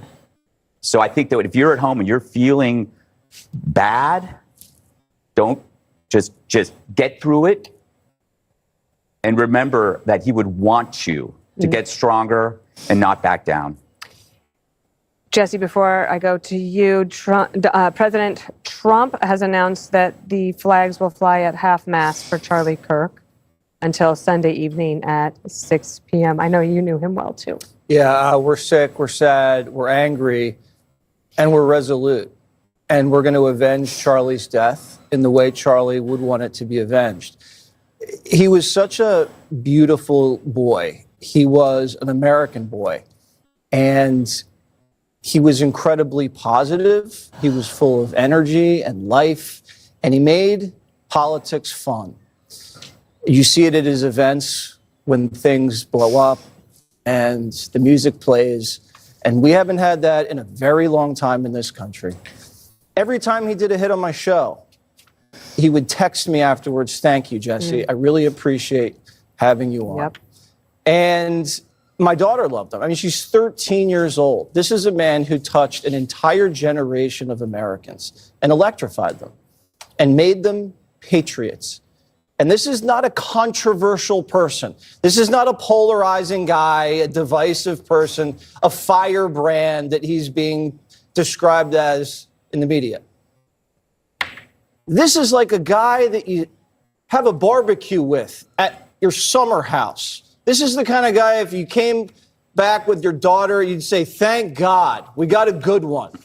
He's a great athlete. He's a great person. He's a great Christian. You see his family out there. He had his kids not facing the photos because he wanted to protect them, because he knew how evil people were. So when he goes out to these college campuses, he's not provoking anybody. He's like Socrates. He asks questions, and he does it with a smile. And there's nothing controversial about saying socialism is worse than capitalism. Men and women are different. Let's put America first, because that's all he was about, putting America first. And as Greg said, this hits differently because Charlie was one of us. And Trump gets hit in the ear. Charlie gets shot dead. They came after Kavanaugh with a rifle to his neighborhood. They went after Musk's cars. They just shot 2 Jews outside the embassy. Think about it. Scalise got shot, barely survived. It's happening. You got trans shooters. You got riots in LA. They are at war with us. Whether we want to accept it or not, they are at war with us. And what are we going to do about it? How much political violence are we going to tolerate? And that's the question we're just going to have to ask ourselves. Now, Charlie would want us to put as much pressure on these people as possible. Dana nailed it. This is unacceptable and has to stop. And it has to stop now. And everybody's accountable. And we're watching what they're saying on television and who's saying what. The politicians and the media and all of these rats out there. This can never happen again. It ends now. Greg's right again. This is a turning point, and we know which direction we're going. A turning point used so appropriately there. This is also in Joe Biden has posted on X a statement. He said, there is no place in our country for this kind of violence. It must end now. Jill and I are praying for Charlie Kirk's family and loved ones. Sure to have many more of these statements to come through. Harold, you also knew Charlie Kirk. I met Charlie a few times. First off, my condolences and prayers to his family. This is a young dad. The kind of pain that his wife has to be experiencing as she is channeling her own kids, she should know she'll be lifted in my family's prayers tonight. You all have said it. This is horrifying. It's profoundly sad. A 31, 32-year-old young man. I know he was born in 1993. I don't know his exact birthday, but he'd been 32 this year if he wasn't already. I don't know all the details about the shooter or any of those things. I'm sure we will learn and rightly learn. But our infatuation with our own politics and our own ideas causes us, I think, to drown in these thoughts and these justifications. I've read some things and seen some things that people have said today who have talked about Charlie's politics in a way that it sounds as if they are trying to bring some understanding or justification for this. There's no justification for this. Charlie and I didn't agree on a lot of politics, a lot of the paths to solve political problems. But I viewed his thoughts and ideas as ways to try to help make my thoughts and ideas better. Politics at its best is that. We're going to hear a lot over the coming days on both sides, those who adored Charlie and his politics, those who did not like Charlie, did not like his politics. But there's no place in our country. There's no place, if you love America, if you love freedom, if you indeed want to make America, whatever side you sit on, Democrat or Republican, the greatest nation in the world, and believe it is, you can't in any way defend this or justify this. I close where I started. I don't know Erica, but my thoughts and prayers to her and to his daughter and to his son. Free speech lives high in your list of priorities, Kennedy. Absolutely. And you think about all of us go out there and we want to meet the public. We want to speak. We want to speak our minds. We are fortunate enough to have been given a microphone and this medium to talk about ideas and amplify what we believe is right. It is okay to be polarizing. It is okay to be a lightning rod. It is okay for people to disagree with you. It is not okay to take someone's life. And you know, there are people who have tried to justify what happened based on the reaction that Charlie Kirk stirred in people. I will tell you this, as Jesse said, his daughter loved Charlie Kirk. My daughter is a junior in college. A lot of them only get their news from TikTok, and they all know who Charlie Kirk is. Because using the Socratic method, he has confronted the sophistry of socialism and progressivism on college campuses. That was his life's work, and they all knew who he was. And as they shared those videos, many of those young people questioned their beliefs, maybe for the first time in their lives. And it's okay to do that as well. And I hope they continue to do that, and that his shadow resonates for generations of people who are able to sit down with those they disagree with and have a conversation with them and confront them with the inadequacies of their arguments, hoping that they come to the side that Charlie Kirk lived and believed was right. And he did it with good cheer, a happy warrior. There's one other thing I want to mention before we bring in our next guest that you're going to want to hear from. In the last several months, there have been new studies that show that younger people, especially younger men, more than ever want to get married, want to have children, want to become good fathers, want to have families. And because his following went from 2012 through today in 2025, you have to, I believe, that he was a part of that change. And good for him for having done so. I want to bring in somebody else who knew him well and who used to sit here with us. Jeanine Pirro, U.S. Attorney for Washington, D.C., joins us. Good morning, or good afternoon, Judge, excuse me. Hi, everyone. It's nice to be with you, but certainly on a day like today, it's heartbreaking for all of us. Like everyone, I've known Charlie for 10 or 12 years, and I'm heartbroken. I'm heartbroken because we had someone who literally was a voice for a generation, someone who literally could turn out young people and change an election. He was a passionate voice for conservative values, and he empowered young people. And he used this Prove Me Wrong tour to spark open debate on campuses across the country. His work inspired millions of young people, and he will leave a legacy of challenging ideas and fighting for what he believed in. Today, and I'm brokenhearted as I look at his photos. I mean, right now, we have lost a true warrior for freedom and open discourse. And Charlie wasn't just a commentator or an activist. He was, and I think Greg may have said this, and I agree, he was a force of nature. He built Turning Point USA from the ground up, and he gave young conservatives a platform in a world that often tried to silence them on university campuses, preventing them from saying what they believed, getting people to write papers that they didn't agree with just to get a good grade. His movement embodied everything that he believed in. He invited the tough questions, and he debated ideas head on, and he proved what we've always known, but so few people use it. He proved that truth wins when it's tested. That's what Charlie Kirk did. And look, I knew that he was a bold voice many years ago and a man of deep conviction. And I got to tell you, Dana, you're right. I mean, his belief in family, his marrying Erica, his 2 children, his unwavering loyalty to his friends. I mean, he leaves behind an incredible legacy, a movement that will only become stronger because of this young man who made a decision to take a different course.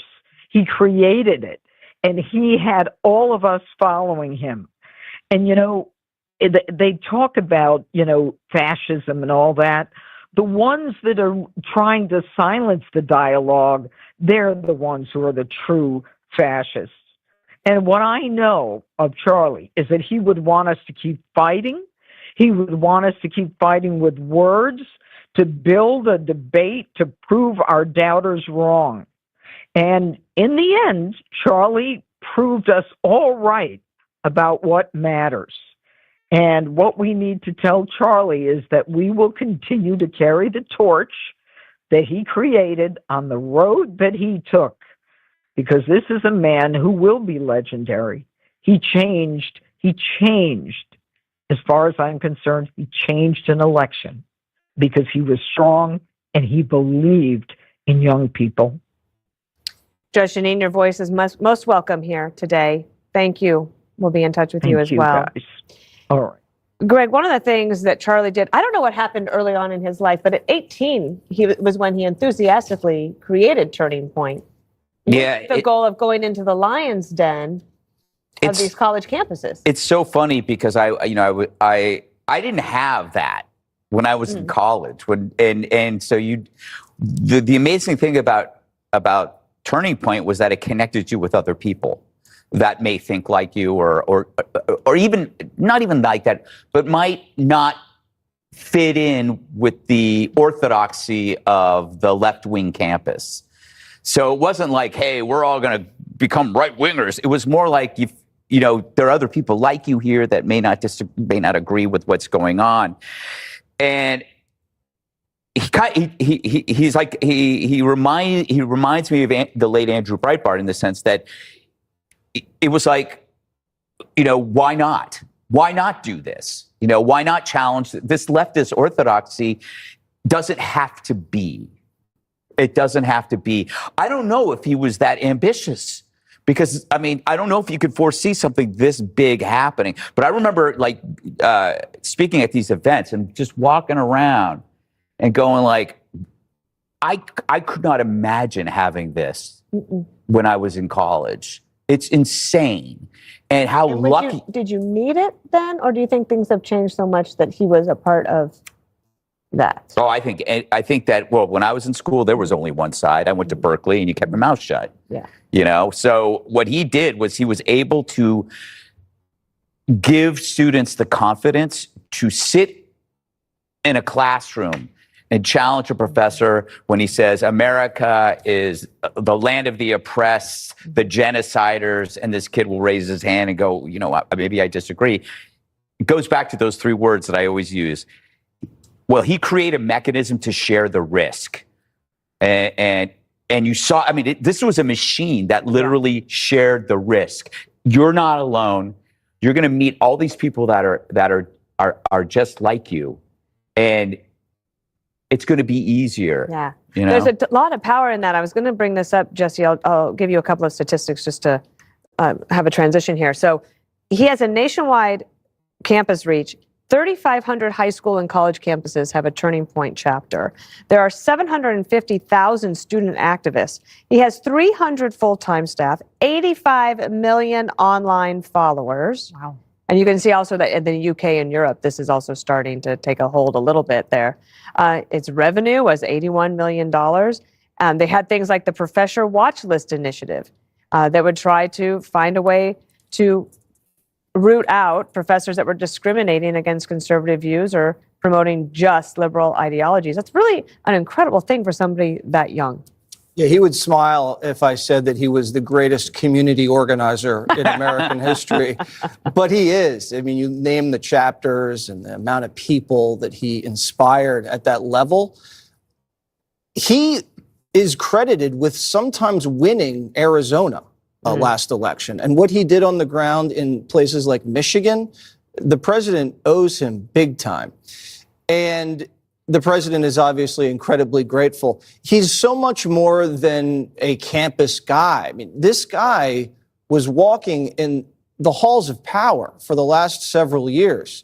He had huge amounts of input on policy, one of the greatest communicators of the generation, tight with the president, with Vance, with Don Jr.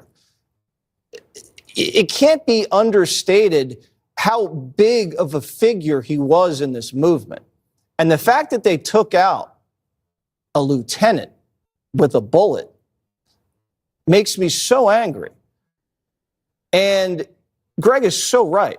Two men, Breitbart and KIRK, were taken way too early. And it feels like a piece of America was taken. I mean, this guy loved this country so much. He dedicated his entire life to this job. Charlie never took vacation. I never knew him to take vacation. He always was working. And the fact that he went in, as you mentioned, to these college campuses, he went into the belly of the beast. And he knew these campuses were the kind of the cauldron of anti-Americanism. And he went right in and he watched the professors. And he went right in and he galvanized the students to stand up for themselves and push back and use logic and their gut instincts to change the course of history. And he did. And now it's cool to be conservative when you're young. I mean, completely flipped the script. I was thinking about that the other day. Like, who would have thought that we'd become mainstream? He apparently, I got this from my assistant, Kate. He said, Charlie Kirk said he always felt like a bit of an outsider in high school because he was open about his conservative views while most of his peers leaned left. And when he started Turning Point USA, Kennedy, he was 18 years old. He worked from his parents' garage, making cold calls to raise money. And this was the mission statement: identify, educate, train, and organize students to promote the principles of freedom, free markets, and limited government. And we are watching here live, Kennedy, the flag being lowered to half-mast in honor of Charlie Kirk's life. This was at the order of the President of the United States, who issued the first statement after Charlie Kirk's death had been confirmed. And these flags will fly at half-mast until 6 p.m. on Sunday evening this weekend. Kennedy, more thoughts? It's stunning. So, yeah, I'm going to go back to Socrates, who did the very same thing and challenged the bureaucrats and the status quo and those in power because he knew that through using skepticism and philosophy, he would come to the right answer. And he paid with his life. He was sentenced to death. And who was shocked into a career in philosophy to continue the fight? Plato. So there's an entire generation of people who have heard Charlie Kirk's message. They have interfaced with him on campus. They have been moved into action at Turning Point USA events.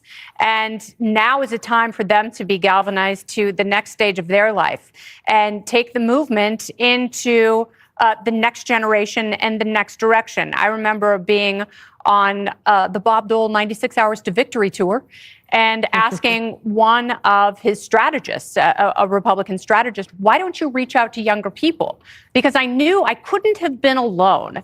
At the time, I was a Republican while I was on MTV, and I was very skeptical of the Clintonian Democrats and the way our direction would lurch leftward if left unchecked. And he said at the time, kids don't vote Republican. You know, what's the point of wasting the time and money?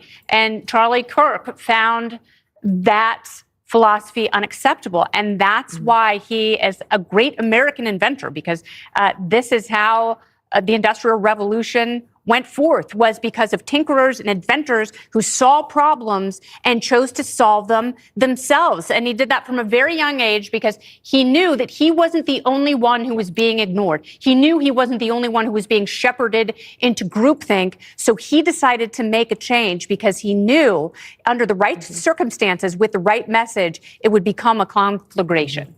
And let me just read this to you. The RNC has released the following statement on the shooting that took the life of Charlie Kirk.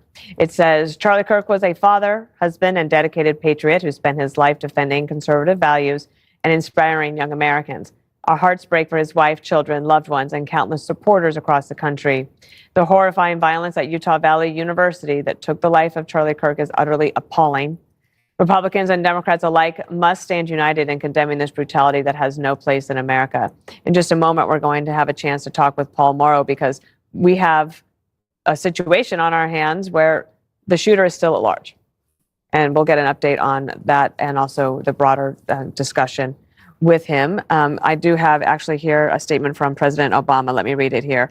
President Obama posted this on X.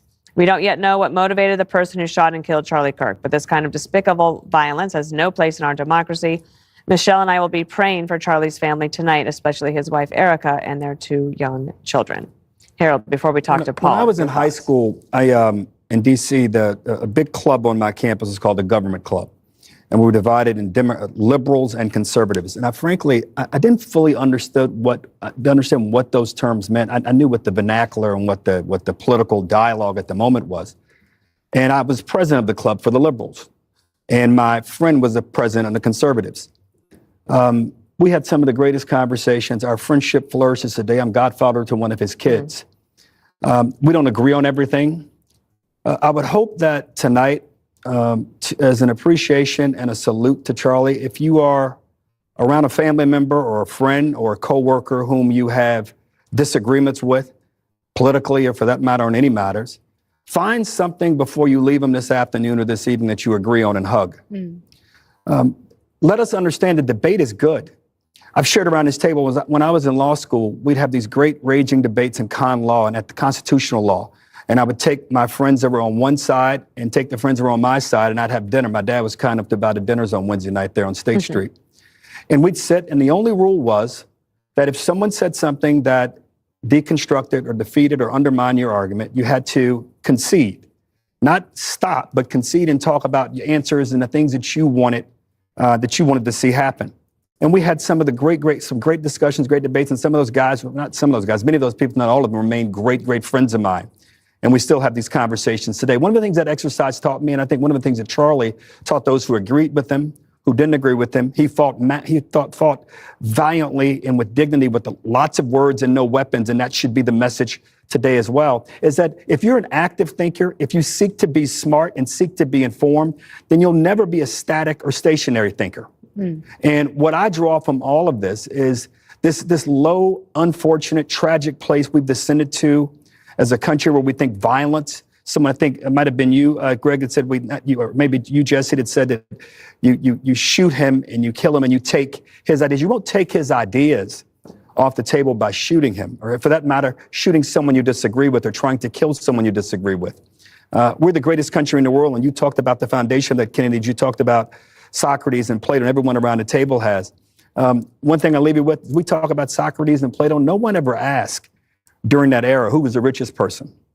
They wanted to know who was the most thoughtful, who had the best ideas, and who was willing not just to have an open mind, but who was willing not only to debate, but to make things better. Again, my prayers and condolences to young Erica Kirk and her family. Before we go to Paul Morrow, I don't think that that Paul Ryan would mind me sharing this story. I was once at a bar where there was a small event, and Paul Ryan, the former speaker, and Charlie Kirk were having a good conversation and just sitting around having a drink. And these younger people that worked at the bar came up and they really wanted to get a picture, but not with Paul Ryan. They wanted a picture with Charlie Kirk. And Paul Ryan took pictures for each of them on their phones. Paul Ryan taking the pictures of those young people with Charlie Kirk. And it was a sweet memory that just came to mind.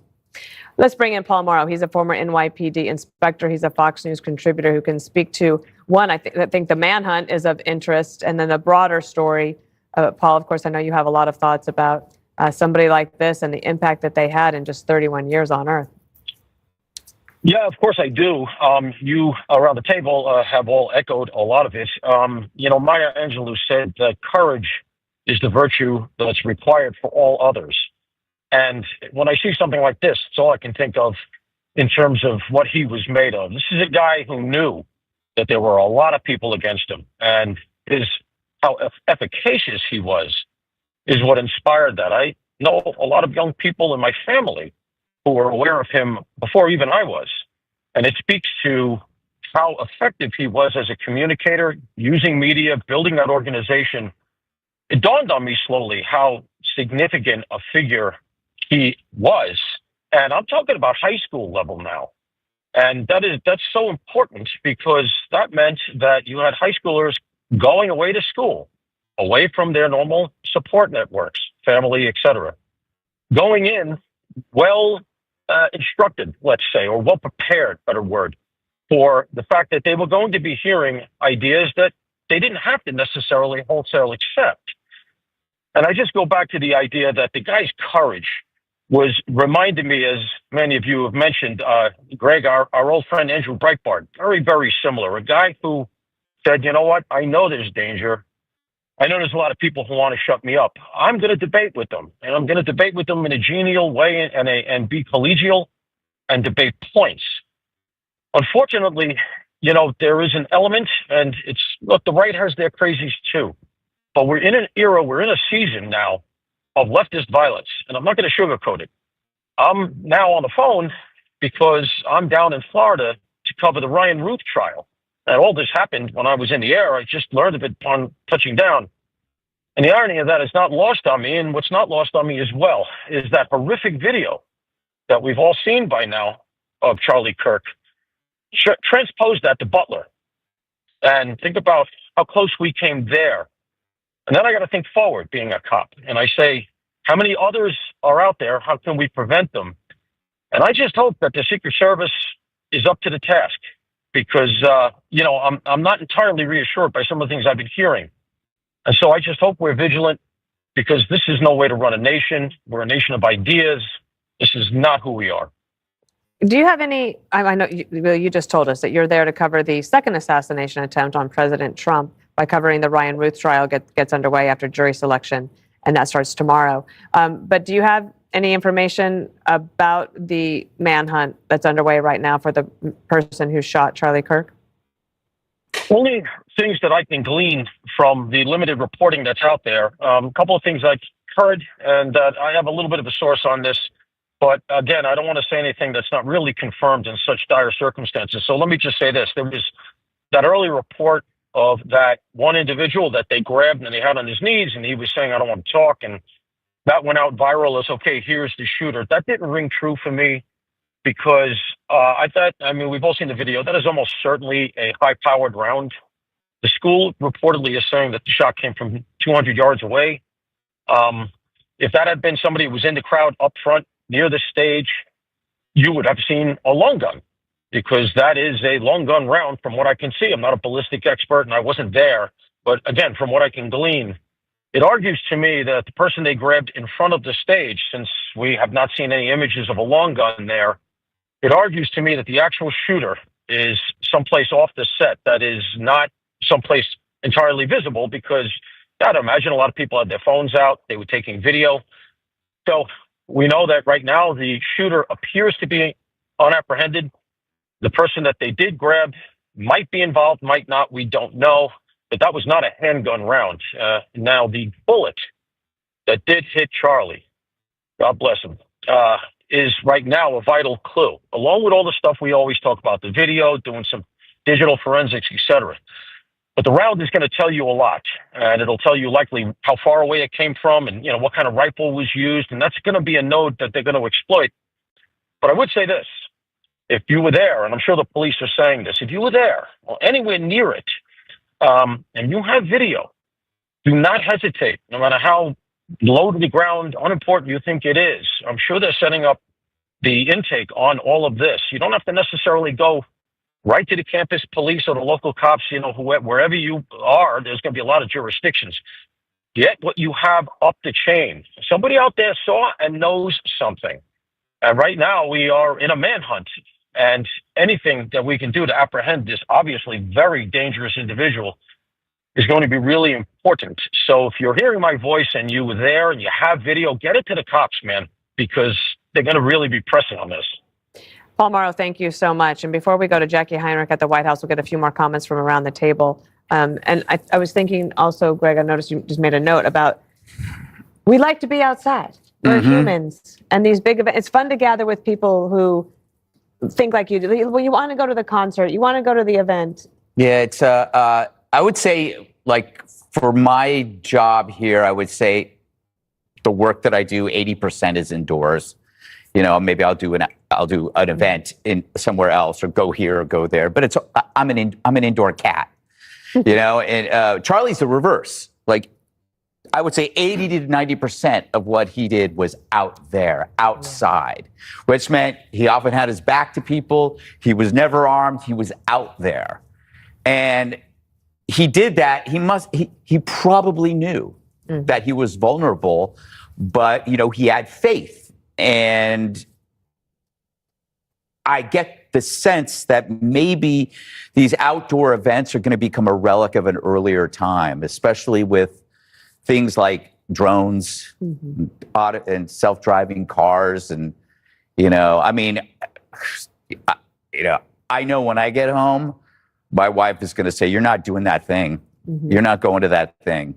She's going to say it. I'm going to have to say, no, everything's fine. We're good. I'm supposed to do a Turning Point event. I don't know when it is. It might be December. And I'm sure, well, I'm going. Yeah. And I don't know. But we have to think about these things, unfortunately, Jesse. Yeah, so he wasn't doing them in auditoriums because he had so many people coming, and you couldn't fit them in a school auditorium. So he'd do them out in the quad or somewhere like this. And it's kind of what you see is what you get. Like, come at me. I'm not afraid. Bring it on. I'm going to say what I'm going to say. You say what you're going to say. We'll have a good time, and I'll go on to the next campus. And that's what he did.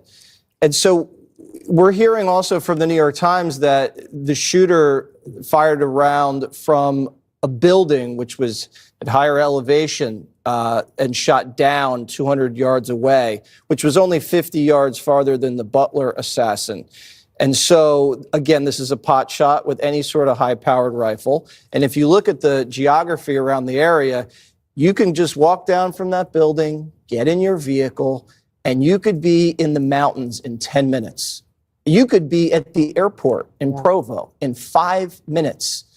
I'm a little worried that this manhunt is going to go on for a long time, because if they don't have this guy now, there is no telling where he or she or they could be. Harold? I agree with you, Jesse. It is. I was hoping that Paul maybe he can react to that, and we'll react to that a little later. This university first reported this was 200 yards away.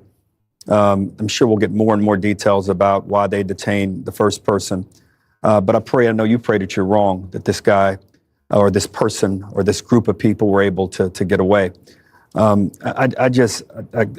end where I started. We are in a terrible, terrible place. The intervention need. I heard someone say earlier, and a friend texted me a little while ago about how Charlie used words and not weapons, and he disagreed with him on a lot of things, and he knew him as well. And how the country, we're going to have to wrestle with the fact as we get through these next 2 or 3 days here, next 24 to 48 hours, and learn more about what happened. This intervention the country needs around our politics is more urgent than it's ever been. And I'd say it again, find something you agree with, somebody you disagree with this afternoon and tonight, be it anybody in your family or a friend or coworker, whatever it might be. And remember, if you can't find something to agree on, we can at least agree that we're all Americans and we love the country. And if you can't agree on that, find something in sports, find something you can agree on with someone you so passionately disagree with. And again, my prayers to his family. Do you think this was a message? Think what the shooting was a message? Yeah. I don't know. Well, I think we'll learn. I'm hesitant to speculate. I think we're going to learn. I think they're going to catch this guy, and when they do, I think we're going to learn. We're going to learn a lot more. I mean, it's when you say message, it's not an unimpressive feat. What happened? Yeah. That was hard to do.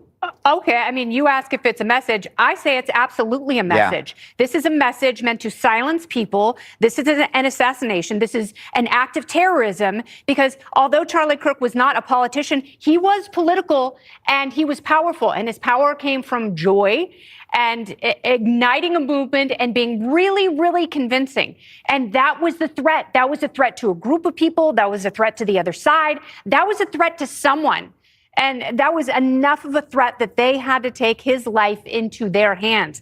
And yes, it was a message. And yes, it was political. And that person intended for this assassination to silence everyone who agrees with him and to silence everyone who wants to go out on a limb and make their case and refute so much of what especially younger people are being fed. And like I said at the beginning, it is okay to refute things that you disagree with.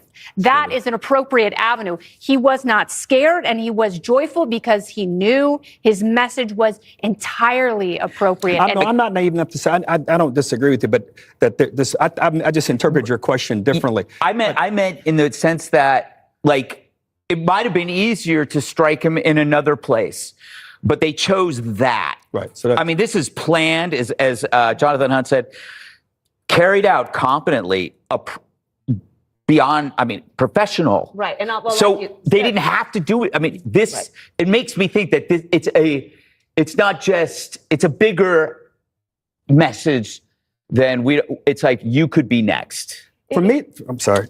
We want to get to Jackie Heinrich, but I do have this Turning Point releasing a statement. Okay, here, I'm going to read it. Here's from Turning Point, saying that it is with a heavy heart that we confirm that Charles James Kirk has been murdered by a gunshot that took place during Turning Point USA's The American Comeback Tour campus event at Utah Valley University on September 10th, 2025. May he be received into the merciful arms of our loving Savior who suffered and died for Charlie. We ask that everyone keep his family and loved ones in your prayers. We ask that you please respect their privacy and dignity at this time. Jackie Heinrich joins us from the White House. Is Secret Service posture changing there, Jackie, at the White House?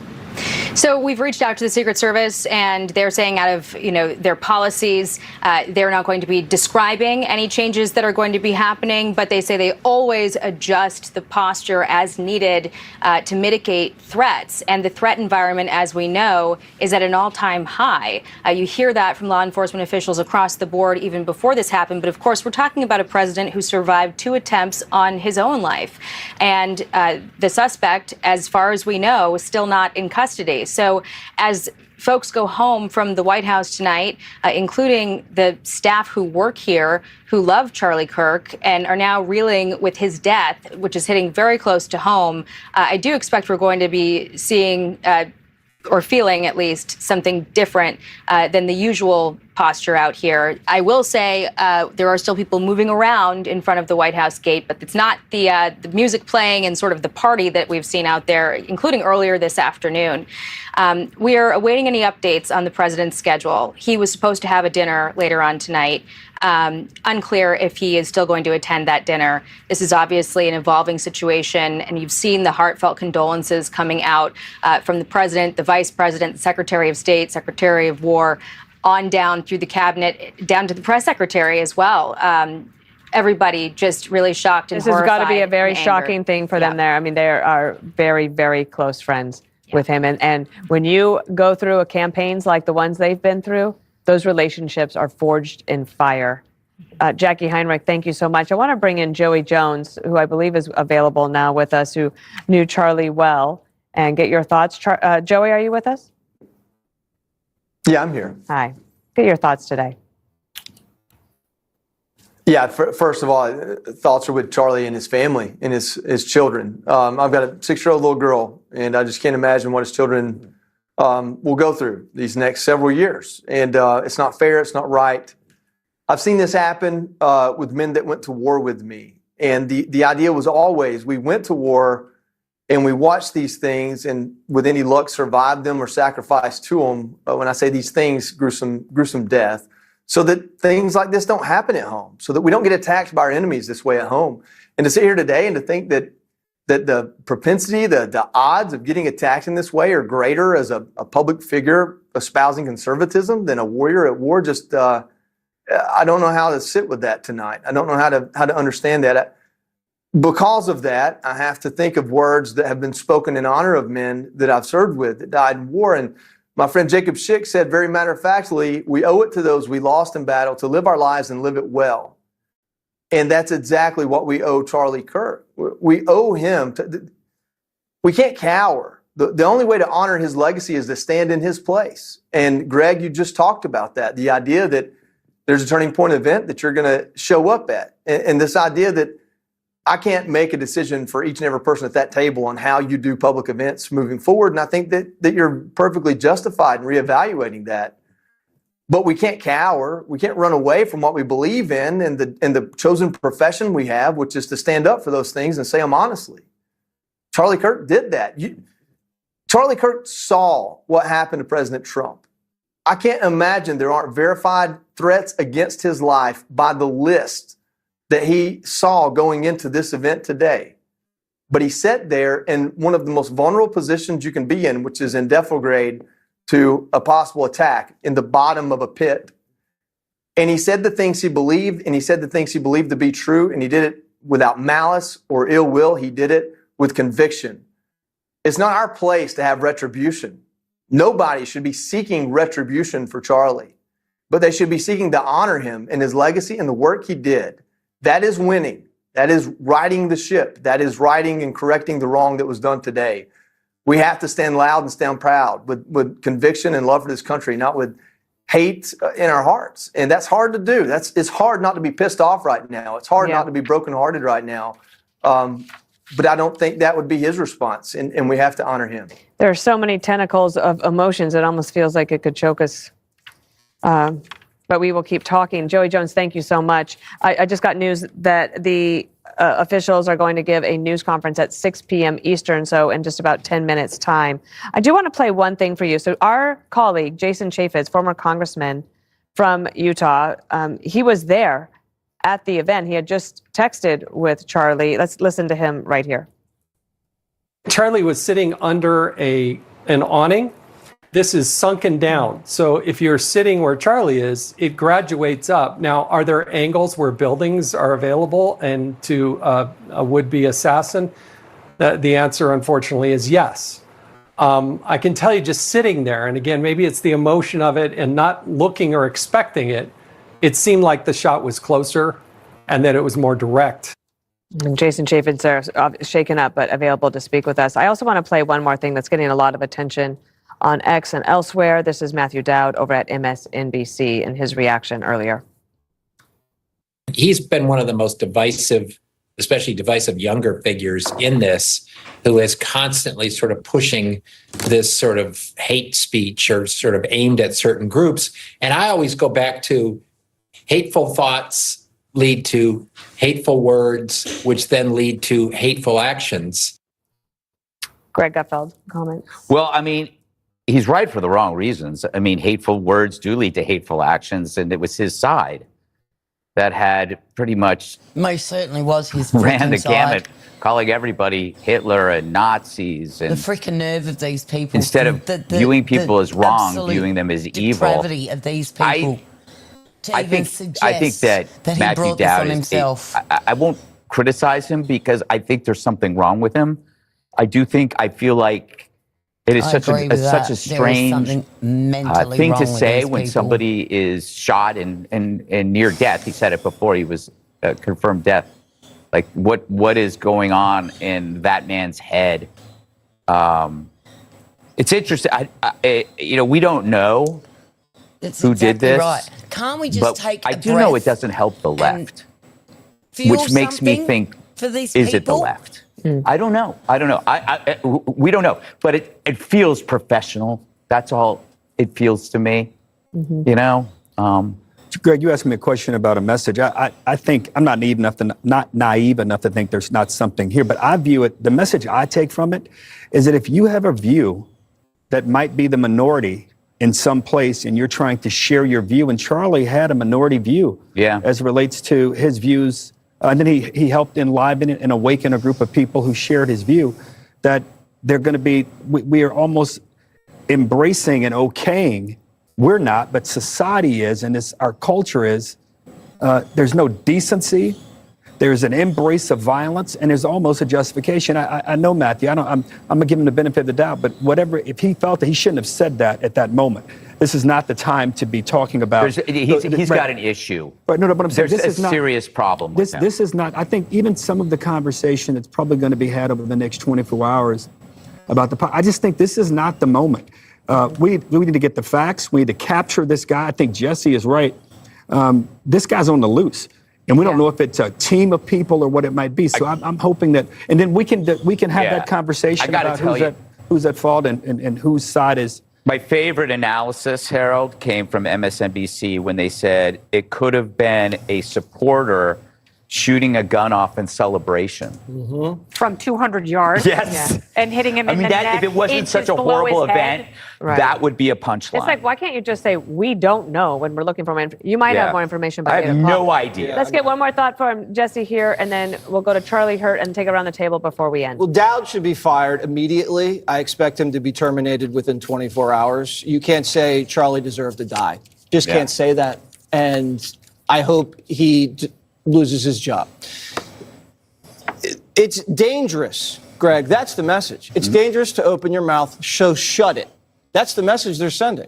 And they usually send messages to the politicians, whether it's Trump, JFK, Reagan, whatever, or John Lennon, take a shot at the biggest star in the world. And I'm not saying they took a shot at Charlie because I'm lowering his status. They took a shot at Charlie to tell you it's dangerous to speak your mind. I agree. And that's the message. And you can either take that message and then go crawl into a corner and shut up, or you could do what Charlie would want to do and speak louder and speak even more clear to more people as much as you possibly can. And never be afraid to say what's in your heart. And get everybody else saying what you believe, because that's what this country is founded on. Freedom. And if they can take that away from us, we don't have a country. But what was he saying? We don't know. And that could have been trans. It could have been MAGA. You don't know. And we can't speculate. But we will find out when they catch this goon. I think that right before we go to Charlie Hurt, I was going to just mention that one of the things that makes you think it could have been planned is that because it's a big event, you have to announce it weeks, maybe months in advance. Like, you know that your event is in December. Yes. So there's plenty of time to try to do that. And they don't have presidential level Secret Service. Well, neither did former President Trump before he won again. in Butler. Charlie Hurt, you were most recently, I believe, guest hosting Fox and Friends Indeed. Weekend with Charlie Kirk, Yeah. and get your thoughts. Thanks for being here today. Yeah, and actually, a group of us had a hunting trip set up for a couple of weeks from now, and I think he was going to try to make it as well. Obviously, on a personal level,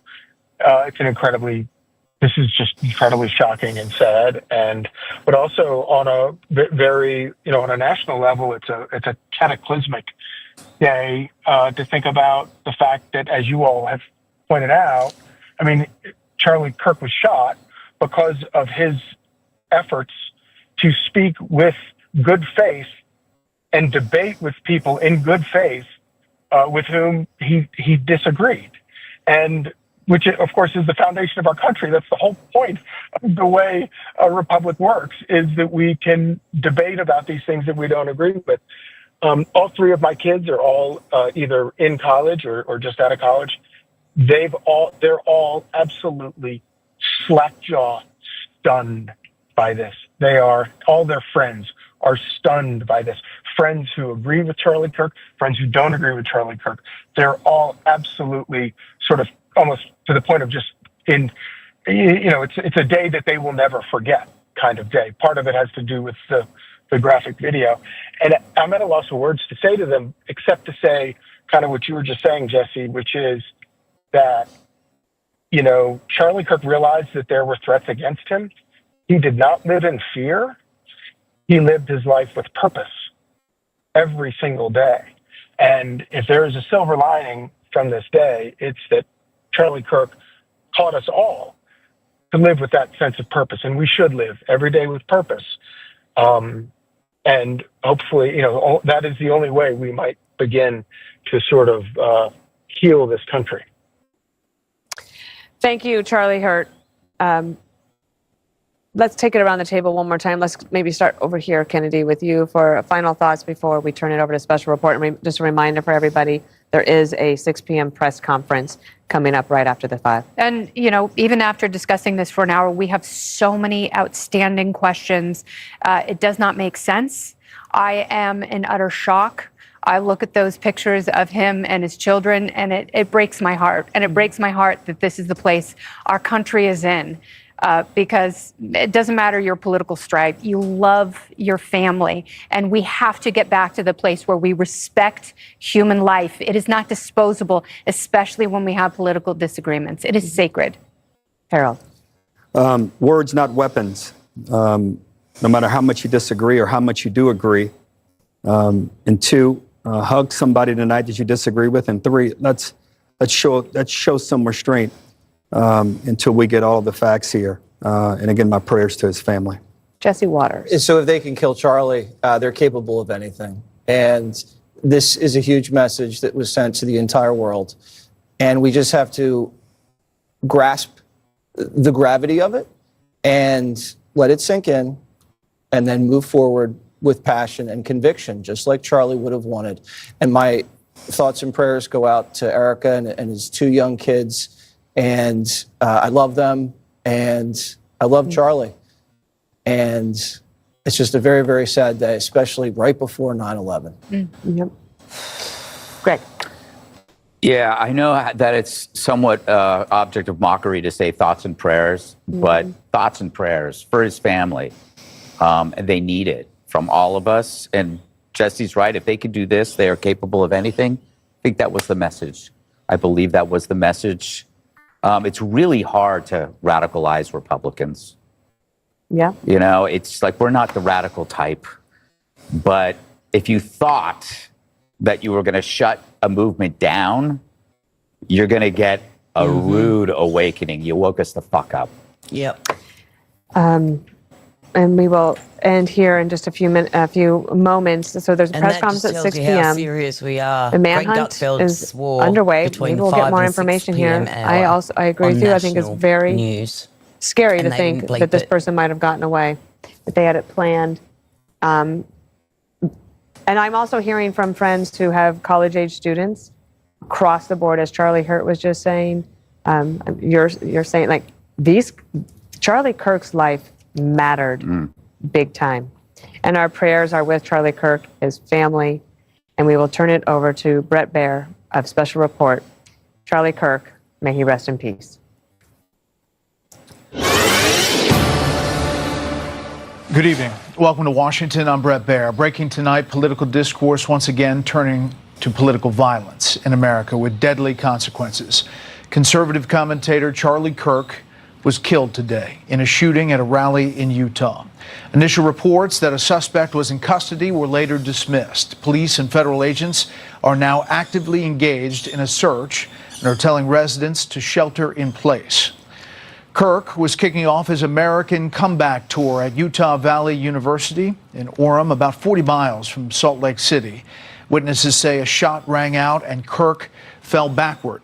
He was immediately attended to and taken to a nearby hospital. About an hour ago, President Trump posted that Charlie Kirk had died. He was 31 years old and leaves behind a wife and 2 children. Kirk was the founder and president of Turning Point USA, an enormously popular national student movement.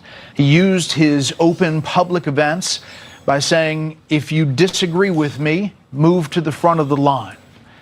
Chief Correspondent Jonathan Hunt reports tonight from Los Angeles with what we know at this hour. Good evening, Jonathan.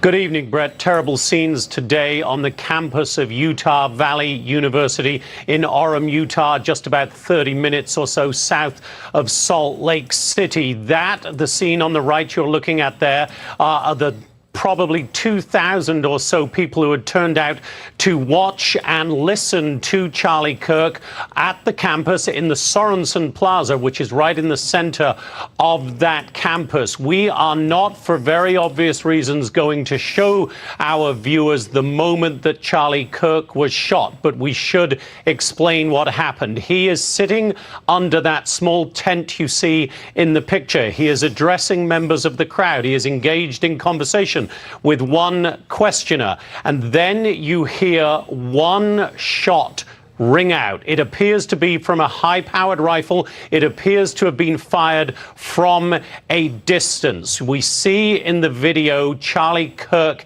hit. His right hand goes up to the left side of his neck, and you see a gush of blood. The next thing we have seen on video is Charlie Kirk being carried away by people who appear to be a non-uniformed private security, carrying him away urgently, obviously. Now, it is interesting to note that from eyewitnesses and from Jason Chaffetz, for instance, who was there on campus telling us today, there was very little security overall. I counted perhaps 2 or 3 security personnel standing right in front of that tent, looking out at the crowd. You can see a couple of them there. But witnesses said there was very little uniformed security presence. Listen here to one of those eyewitnesses. They had cops above on the walkways who were stopping what I assume people from throwing stuff down towards him. So I wonder why there wasn't any level of security taken to stop people around, like in front of him or anything like that. So you didn't see any true security measures other than maybe from afar, is that correct? Yeah, it was just, there was not a lot of cops there. I've seen more cops at UVU during sporting events. Now, as for the shooter, Brett, that person is still at large at this moment, as we understand it. We are awaiting a press conference with local and state officials and law enforcement agencies. In the next few minutes, we are told, you can see that bottom right of your screen, the scene there, as we wait for that. But we are told right now that a suspect is still at large. As you mentioned, one person was seen being taken into custody by police officers on that campus in the aftermath of the shooting. That person, an elderly gentleman, as we understand it, has been released and had nothing whatsoever to do with this shooting. So an urgent manhunt underway, obviously now. Local police involved. The FBI, Kash Patel, has confirmed are on scene and heavily involved in the investigation.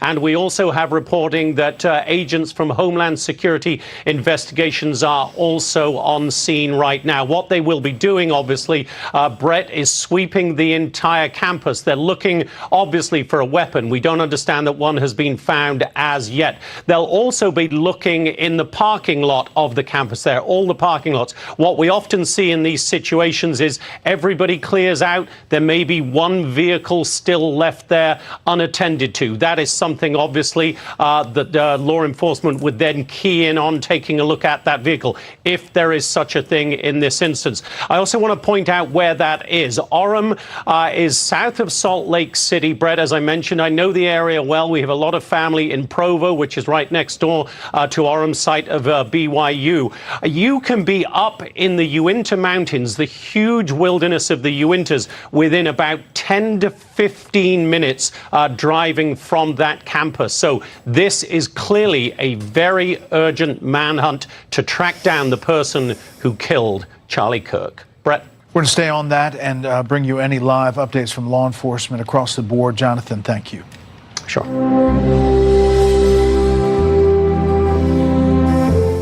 Charlie Kirk is being remembered tonight as a hugely influential, charismatic, and engaging individual committed to civil discourse and the open exchange of ideas. Correspondent Mark Meredith looks back at the life of Charlie Kirk. Good evening, Mark. Brett, good evening to you. Charlie Kirk's death is being called a watershed moment or even a turning point for the country. The 31-year-old political activist had a massive following, both online and in the corridors of power here in Washington. Before becoming a household name in conservative politics, Charlie Kirk was a teenager growing up in the Chicago suburbs. He told the Daily Caller in 2019 he knew early on politics mattered. I was always naturally conservative, loved America, loved the values that our country stood for, and I never understood why you'd want to deviate from that. Kirk thought he'd end up at West Point, the Army's military academy, but after being denied admission, he chose to start something for himself. It's that old adage, one door closes, another door opens. Of course, it's correct.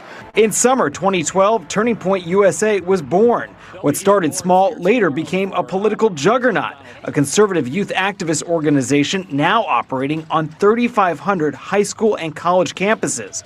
Kirk explained what drove him in his first Fox appearance 13 years ago. A lot of kids are feeling the effects of what we like to call, with the Washington economy, with a lot of debt, plummeting small business, with higher regulation and high taxes. As the Tea Party movement evolved, Turning Point USA grew. So did its influence. The AP writing Turning Point events became more ornate, taking on a nightclub atmosphere with strobe lights, pyrotechnics, and thousands of young conservatives in attendance. Kirk endorsed then-candidate Donald Trump in 2016 and later worked to re-elect him in 2020. I believe it's imperative we get the president reelected. In fact, I think he's going to get reelected. As Trump later regrouped for 2024, Kirk continued to build an empire and a family. He married his wife, Erica, in 2021 and later became a dad of two. Trump himself thanked Kirk for staying loyal amid a year of chaos. And I want to express my tremendous gratitude to Charlie Kirk. He's really an amazing guy. With Trump now back in power, Kirk remained active, speaking out constantly about the conservative movement. There's a revival happening in this country right now. Tonight, tributes continue to pour in for a man many believe helped change the course of U.S. political history. And those tributes continue to pour in from all over the world. Late today, we heard from House Speaker Mike Johnson, who urged leaders from both parties and everyone who has political or social influence to condemn violence and vow to settle disagreements. See if this to bring some understanding. Political press conference has started yet.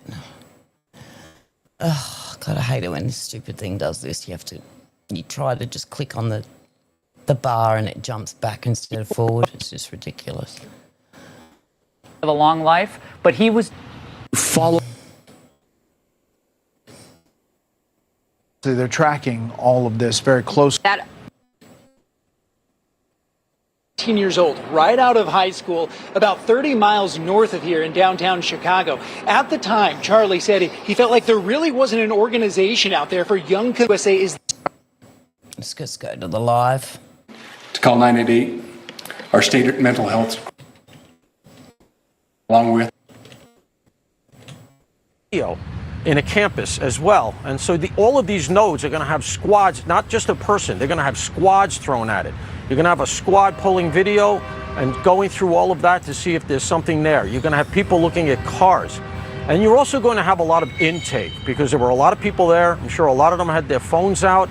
You got to imagine somebody out there has video, still photos, saw something that's going to be really important here. The key is organization. You have to have a right now. There is some reporting there may be a suspect in custody. Let's listen in. From Utah Valley University Vice President Val Peterson, who's been in touch with President Jimenez. Hope there is. And then we'll hear from Governor Cox. Turn the time over to Commissioner Mason.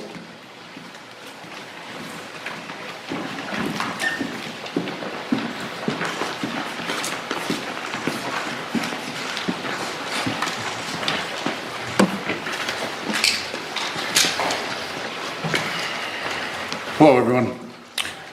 I'm Bo Mason, Commissioner for the Utah Department of Public Safety. Today at approximately 12:20 Mountain Standard Time,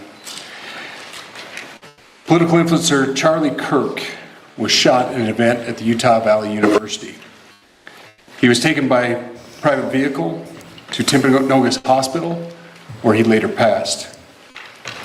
The Utah Department of Public Safety will be co-leading this criminal investigation to find this killer, along with the Federal Bureau of Investigation. We are working in unison with the County Sheriff's Office, the local police department, and the University Police Department, all of which have been very cooperative and fully engaged in this process. Shortly after the shooting, we did have a suspect in custody, George Zinn, but he was released from custody after we identified that he did not match the shooting suspect and was not an accurate person of interest. However, he has been booked into the county jail by Utah Valley University Police Department for obstruction of justice. We do still have an active investigation for the person of interest. This incident occurred with a large crowd around. There was one shot fired and one victim. While the suspect is at large, we believe this was a targeted attack towards one individual. This is a tragic moment in our state and in our country. As we heal, we encourage everyone who is struggling with news of the incident to call 988, our state mental health crisis line. In addition to that, our partners with the FBI will also be discussing other ways we can communicate through the public for tips and other information. Thank you. Good afternoon. On behalf of the FBI, we extend our sincerest condolences to the family and friends of Charlie KIRK. Our thoughts are also with the people who witnessed this traumatic event. We know that what you experienced was very difficult. Our thoughts are with you as well.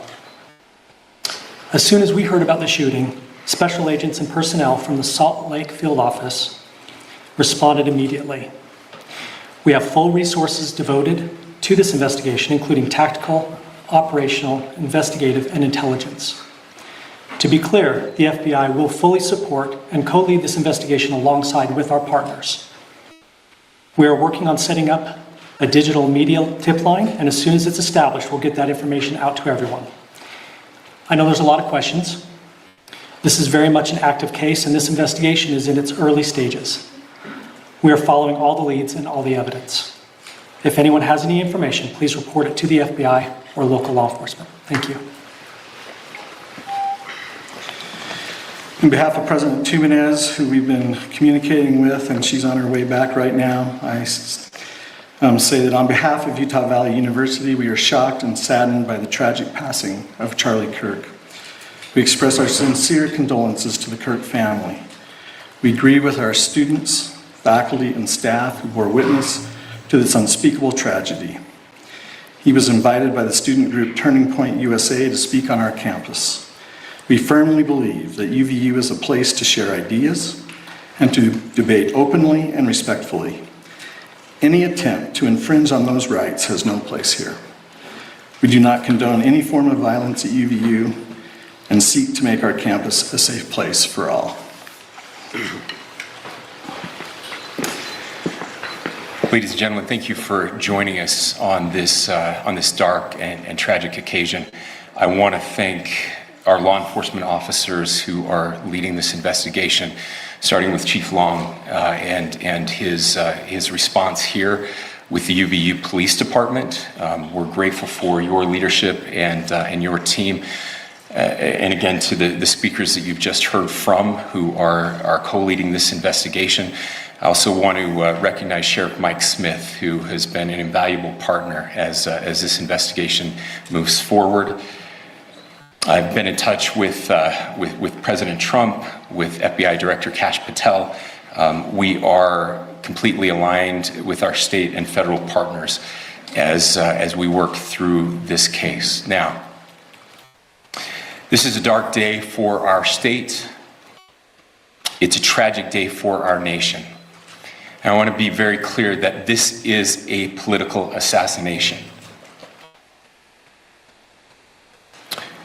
We are celebrating 250 years of the founding of this great nation. That founding document, the Declaration of Independence, that this great experiment on which we embarked together 250 years ago, that we are endowed by our Creator with certain unalienable rights. The first one of those is life. And today, a life was taken. Charlie Kirk was first and foremost a husband and a dad to 2 young children.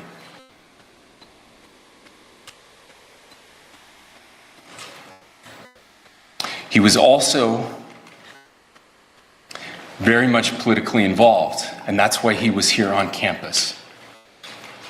Charlie believed in the power of free speech and debate to shape ideas and to persuade people. Historically, our university campuses in this nation and here in the state of Utah have been the place where truth and ideas are formulated and debated. And that's what he does. He comes on college campuses and he debates. That is foundational to the formation of our country, to our most basic constitutional rights. And when someone takes the life of a person because of their ideas or their ideals, then that very constitutional foundation is threatened. Now, we have a person of interest in custody. The investigation is ongoing.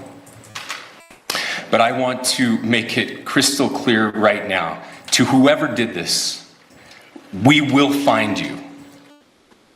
We will try you. And we will hold you accountable to the furthest extent of the law. And I just want to remind people that we still have the death penalty here in the state of Utah.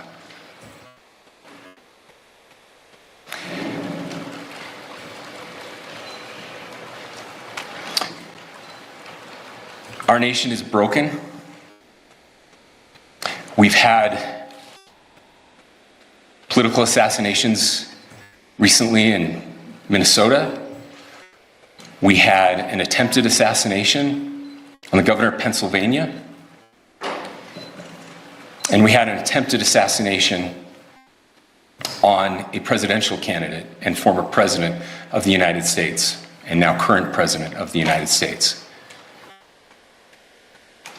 Nothing I say can unite us as a country. Nothing I can say right now can fix what is broken. Nothing I can say can bring back Charlie Kirk. Our hearts are broken.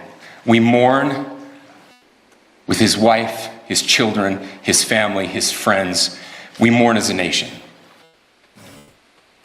If anyone in the sound of my voice celebrated even a little bit at the news of this shooting,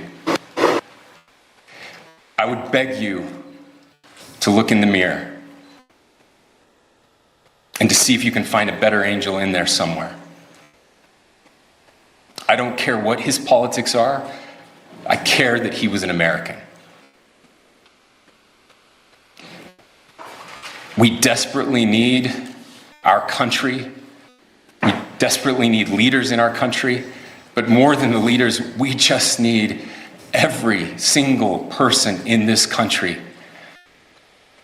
to think about where we are and where we want to be. To ask ourselves, is this it? Is this what 250 years has wrought on us? I pray that that's not the case. I pray that those who hated what Charlie Kirk stood for will put down their social media and their pens and pray for his family, and that all of us will try to find a way to stop hating our fellow Americans. With that, we're happy to take a few questions. The FBI director is posting that a suspect is in custody. I would just like clarification. Do you or do you not have a suspected shooter in custody? We have a person of interest in custody that is being interviewed right now. That is not George Zinn. That is not George Zinn. That is correct. Is there any still indication searching of foreign or involvement? looking for another shooter or anybody else related to this? Yes, we are actively looking for anyone and everyone who has any possible information relating to the shooting. Can you tell us details about the suspect being taken into custody? Where? How long ago? We cannot at this point, but we will get you that information when we can. Is there believed to be a second individual involved in the shooting? At this point, there is no information that would lead us to believe that there is a second person involved. Can you guys talk about the possible shooter?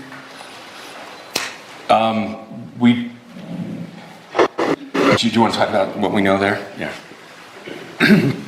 The only information we have on the suspect, the possible shooter, is taken from closed circuit TV here on campus. We do have that. We're analyzing it, but it is security camera footage, so you can kind of guess what the quality of that is. But we do know dressed in all dark clothing, but we don't have a much better description other than that. Where do you believe the shot came from? The shot came from here on campus, from a location at a fair, potentially from a roof, yes. A longer distance shot from a roof. So to clarify, with the security camera footage you have and the person of interest that's in custody, does that match up? That's what we're trying to decipher right now. So did FBI or DHS have anything on the threat board this morning? I can't speak to that. I'll just say that the investigation's ongoing, and as soon as we have further information, we will be sure to release it. Any indications of foreign intelligence involvement? As of now, I can't comment on any of that. Thank you. Can you talk a little bit about the security of the event itself? Who was there security-wise, and what happens on these kind of events? Chief Long. So my name is Jeff Long. I'm the police chief here at UVU, and I'll tell you right now, we're devastated. We're a small police department. We have a very large campus. We have over 40,000 students, and we love our students. We love our visitors, and we're devastated by what happened today. This is the police chief's nightmare. I'm very saddened for the Kirk family. I know his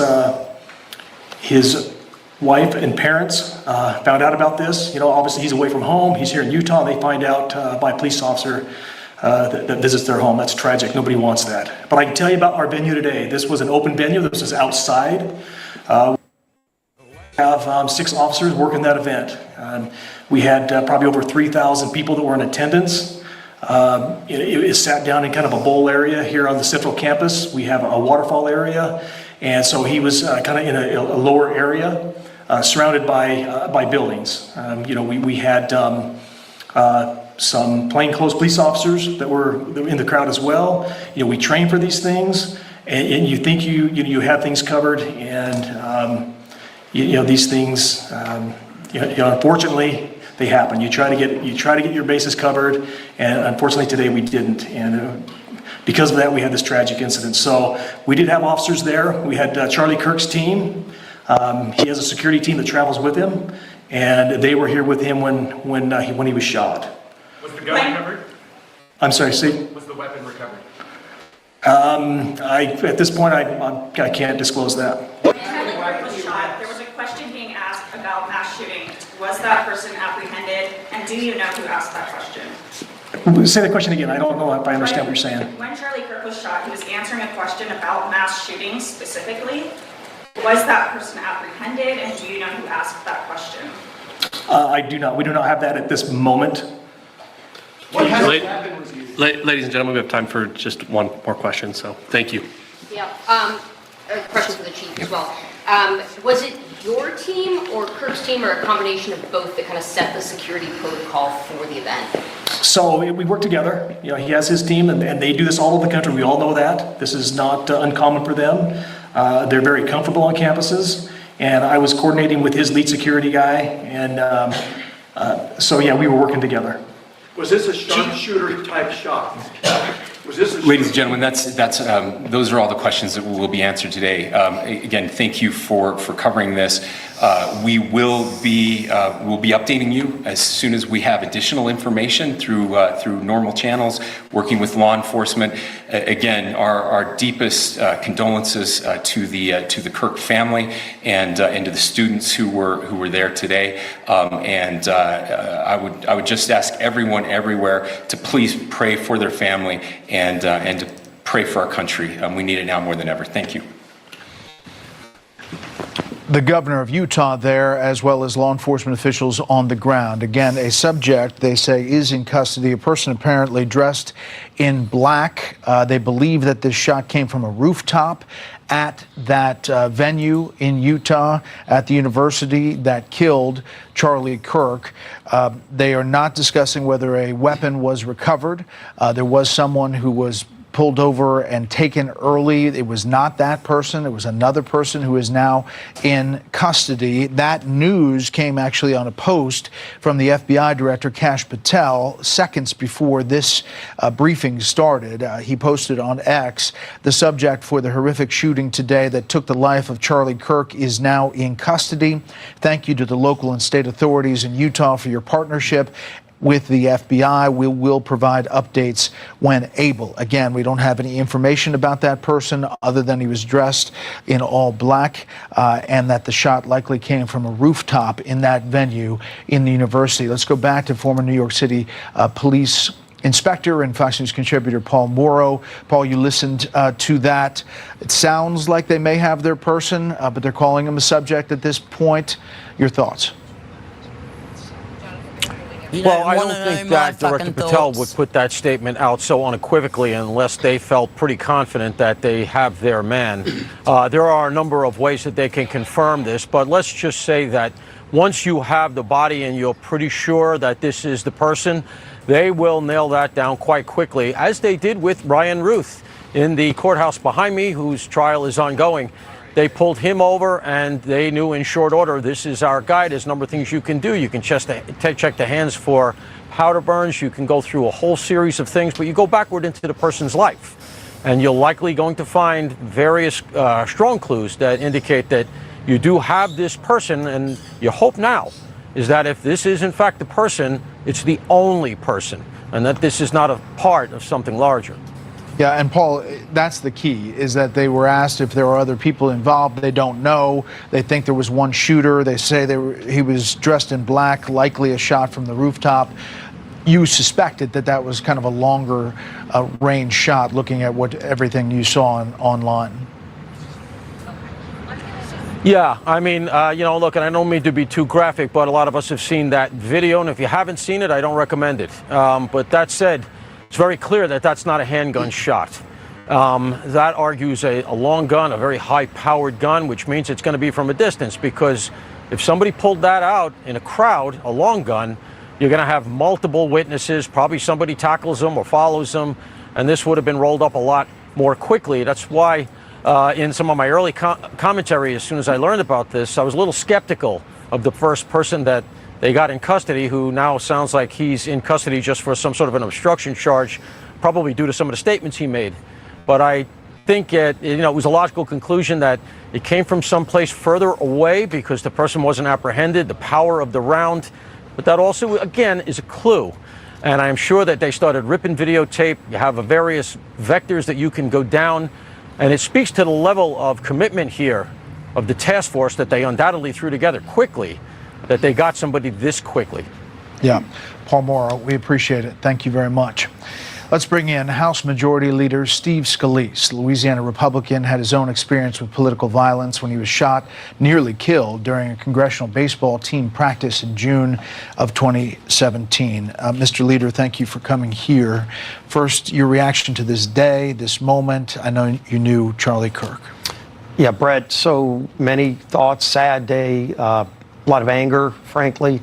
My prayers are with the family of Charlie. I mean, he's got a wife, young kids, obviously, his parents, close friends. And Charlie was such an inspirational person. I mean, you saw that brought thousands of people out on the college campus there at Utah Valley, would do that all around the country. And somebody who really talked about a civil discourse. Let's go debate. You might think differently than me, and there's nothing wrong with that. Let's talk it out, and you just go prove your point. I'm going to talk about what I believe in, and that's what America's about. And I think, Brett, that's the biggest concern, is that there are some people that think that political violence is a way to shut other people down. That is not what America is, and it can't ever become that. As far as his impact, though, I mean, he truly moved the needle for your party. Is that fair to say? Absolutely. I mean, Charlie had such an impact on bringing young people especially. He brought a lot of people into politics, many into the Republican movement, but he didn't care about your politics, even if it meant he was getting somebody engaged that thought differently than him. But clearly, when you look at this last presidential election, and he and President Trump were so close, and Charlie was so active in the presidential election, and I think was very responsible for helping a lot of young people get involved in the Trump campaign. And, the two of them worked very closely together throughout the campaign on turnout, on getting people to participate, especially young people, to participate in our political process, which is so important. But does this take you back to June of 2017, when you're on that baseball diamond and you almost lose your life? You really did almost lose your life because of political violence. When you juxtapose those moments as we look at that video from that baseball field, what do you think tonight? Yeah, it's tough, because it's bringing back a lot of emotions, and there were so many positive things that I remember. The miracles that were performed. I mean, God really did perform miracles that day in 2017, and the heroes, the people that helped save my life. I mean, Dave Bailey and Crystal Griner with Capitol Police, who risked their life. The police officers who are heroes every day. Brad Winstrup, who came to my rescue, was a medical doctor, a combat surgeon, happened to be a member congressman on the ball field with me. And so there were so many things that were positive that day that led to this outcome where we're all here, not just me, but all the other members on that ball field that the shooter intended to kill. But again, it brings you back to that idea that there are people who disagree with others politically, that think that their method of resorting that is to kill them. And it's just not, even third world countries, you don't see that. It shouldn't happen. We're going to be careful. We're not going to characterize the ideology or the motive. We know there's a subject in custody, a person dressed in black. The shot came from a roof. But you can extrapolate from that it's one shot. It's an assassination bullet meant for some reason. Yeah. What's the reason you see? Well, it's clear that it was, as the governor depicted, a political assassination. When you have somebody at a distance on a rooftop, whether it was 200 yards away, but, clearly a high-powered rifle, in one shot, meaning they were intending to take out Charlie. And it's alarming. Again, it angers you, it disgusts you, but there's no doubt that was the intention. We will find out more. I'm glad the FBI is working so closely with law enforcement, and they're moving swiftly to get answers and ultimately to bring those responsible to justice. I said to Laura earlier that this moment feels different. It feels like a kind of a big moment, and I don't know what's next. What do you see? I mean, you work across the aisle up on Capitol Hill. There's a lot of pointed elbows, but there's also a lot of vitriol around the country. At this moment, what do you think the message should be to America? Well, the message should be, number one, let's look in the mirror for sure, and everybody ought to know, like, what makes our country great is that we do have political differences and we can express them. But how do you express them, Brett? You express them vocally. You can vote, by the way. Part of the most powerful way you can express differences is by voting. But violence is not the answer. Any kind of violence, whether it's shootings, stabbings, hitting somebody. That's not the way we resolve our differences. And everybody ought to denounce that, Brett. I think that's the first thing we all should do is denounce what just happened to Charlie Kirk, regardless of what you think of his politics, that nobody should think that's okay. And for anybody who's thinking of doing something like that, go just check what the foundation of this country is really about, and it's not that. Laura said to us moments ago, and she was dear friends with him and had him on just a couple of days ago, that he was irreplaceable. You think that's true? He's a one of one. I mean, Charlie was an inspirational person. Charlie was a visionary. I mean, Charlie really saw as a student, I mean, he recognized as a student on a college campus that something's going wrong on college campuses where they're trying to indoctrinate, not educate people. And ultimately he walked away from that because he didn't feel like it was worth his time to stay there. He wanted to go and do something about it.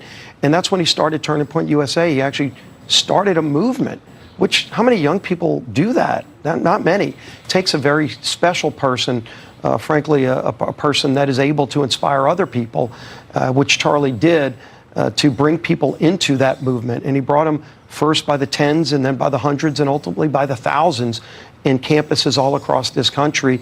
And, you know, Charlie's gone and it's going to hurt all of us.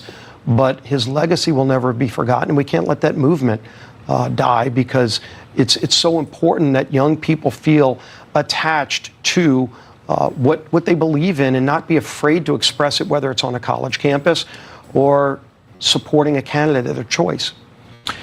Mr. Leader, we thought it was important to bring you in today, especially with your unique perspective, and we really appreciate the time. God bless you. Thank you, Brent.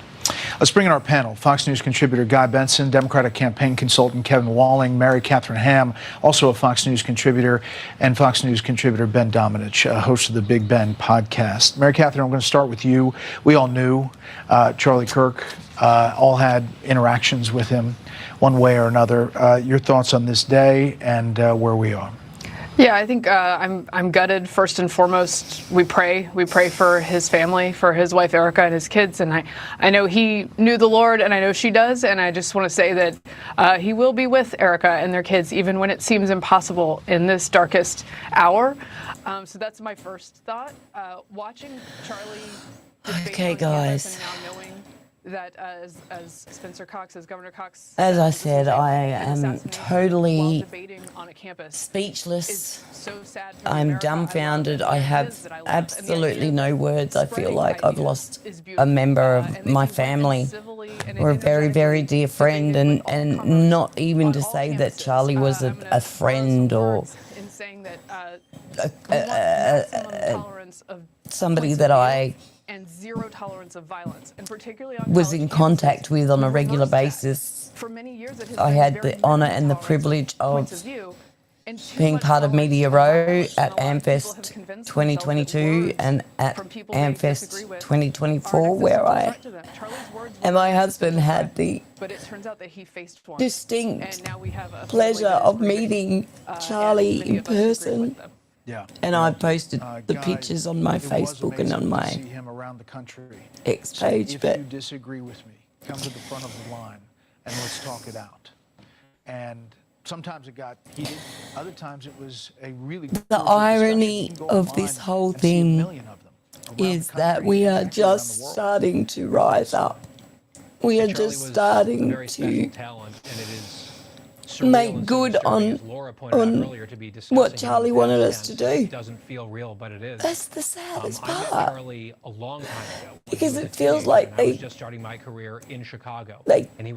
our leader, one of our leaders, one of our main sources of truth. One of the very first. And we struck up a bit of a And friendship, and I remember he asked me there for is my just advice. there is no coming back from that. According to reports, Kash Patel has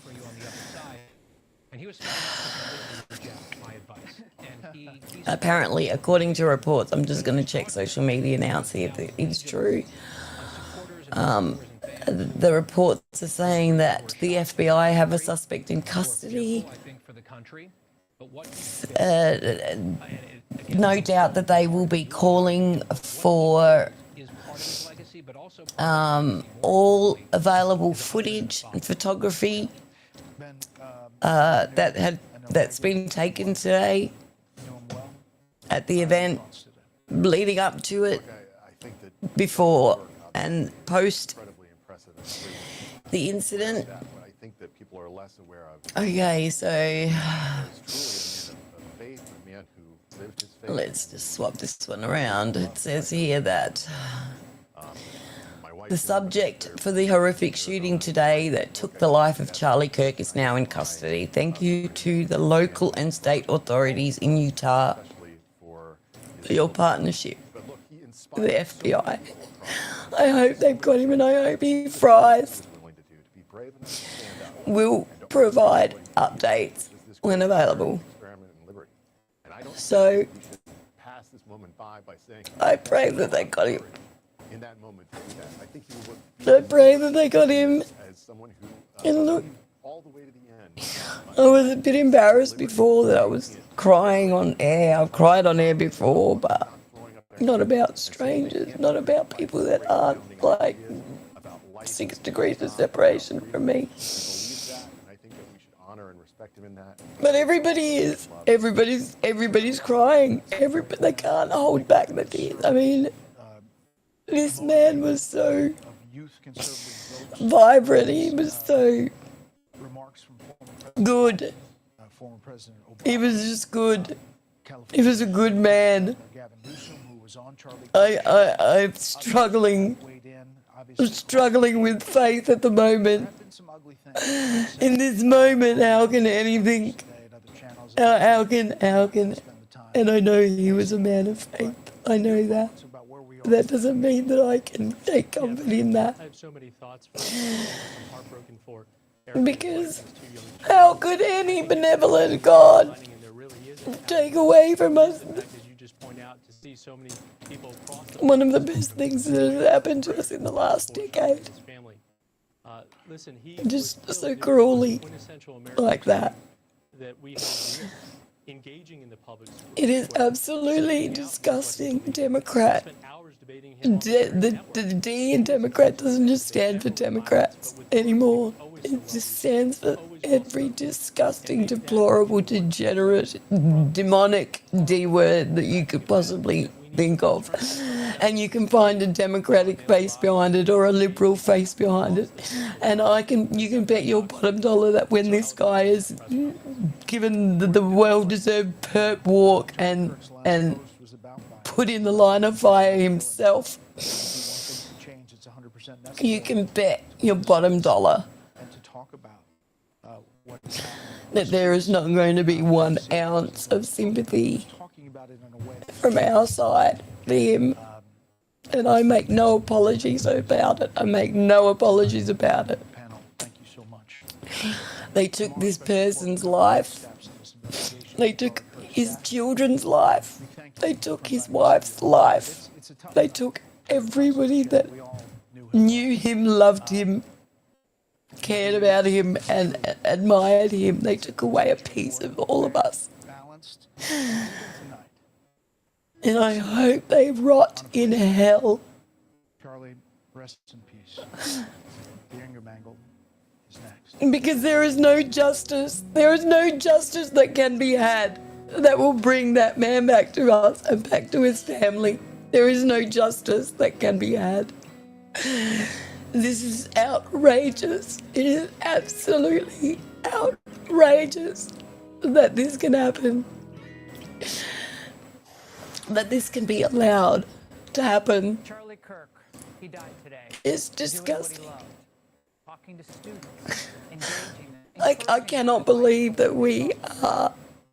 He was assassinated during a event at Utah Valley University. And FBI Director I can't believe that we are not. Like, Jonathan Hunt. Jonathan, what do we know? This movement of his needs to keep going. It just needs to. There is no scenario in which we can let Turning Point die now. It is his legacy. And to honour him, we have to keep that legacy going. And sadly for all of us. It is exactly what happened. KIRK was sitting under the small tent. You can see at the bottom of the screen there. He was in conversation. Nothing's going to bring him back, and it's not going to be easy. It's not going to be easy. Then you hear one single I'm going to go, guys. I thank you all for watching. Anybody that's stuck with me, I've had a few. I believe through my extreme and look, I'm just lost for words, people. I'm really lost for words. This is an absolute atrocity. And I pray that he gets what he deserves. Because it won't be justice. No matter what happens to him, it won't be justice.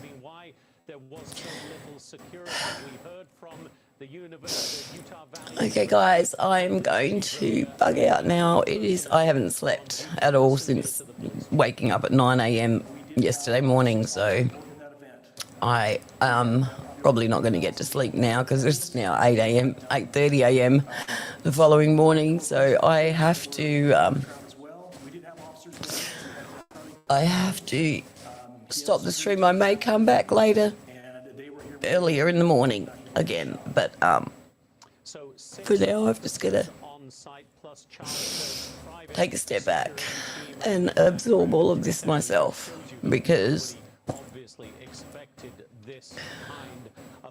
I'm devastated. I'm totally shattered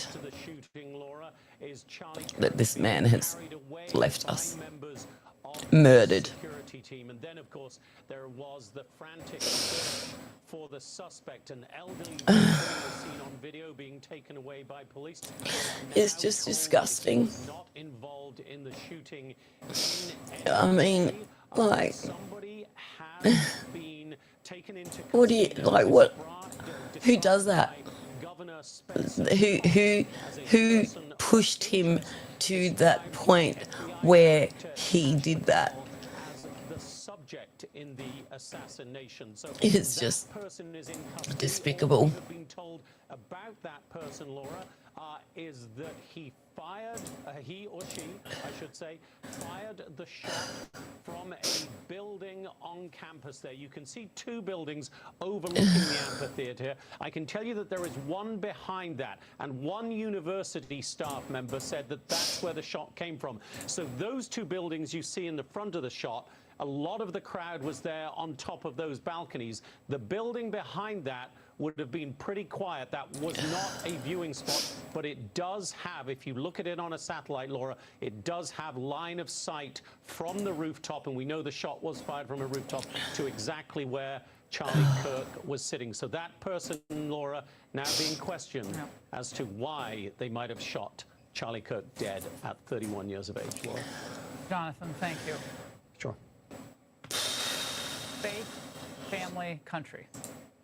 Now, saying you believe in them or posting anonymously online when you're fired up about an issue, that's one thing. It's just, but Charlie KIRK took it just to the next trying level. to work something out, guys. He Just was bear with me. an avid Bible-believing Christian who enjoyed chatting up atheists. Look, if an atheist wants to fight alongside of us to end abortion or to try and end the massacring of our kids, that's called gender-affirming care, or if an atheist wants to march alongside of us to say no men and female sports, they're more than welcome to be able to do that. But Atheists for Liberty is an interesting phrase because I don't believe you can have liberty without God, because liberty is not man's idea, it is God's idea. That's just my own personal belief, and it's all... Charlie did not just talk, though. He acted. Because he had the guts, he had the drive. Okay. Okay, guys, I'm going to end the stream now, and just keep your eye out for any updates that may come on my socials, or perhaps I might get back in and do another live stream later if it's warranted. But as I said, I am completely devastated, and I just don't know what the future holds. So I would like to again thank everybody for watching. Please hug your family, hug your children, hug your parents. Tell them that you love them, because you just don't know. MAGA out.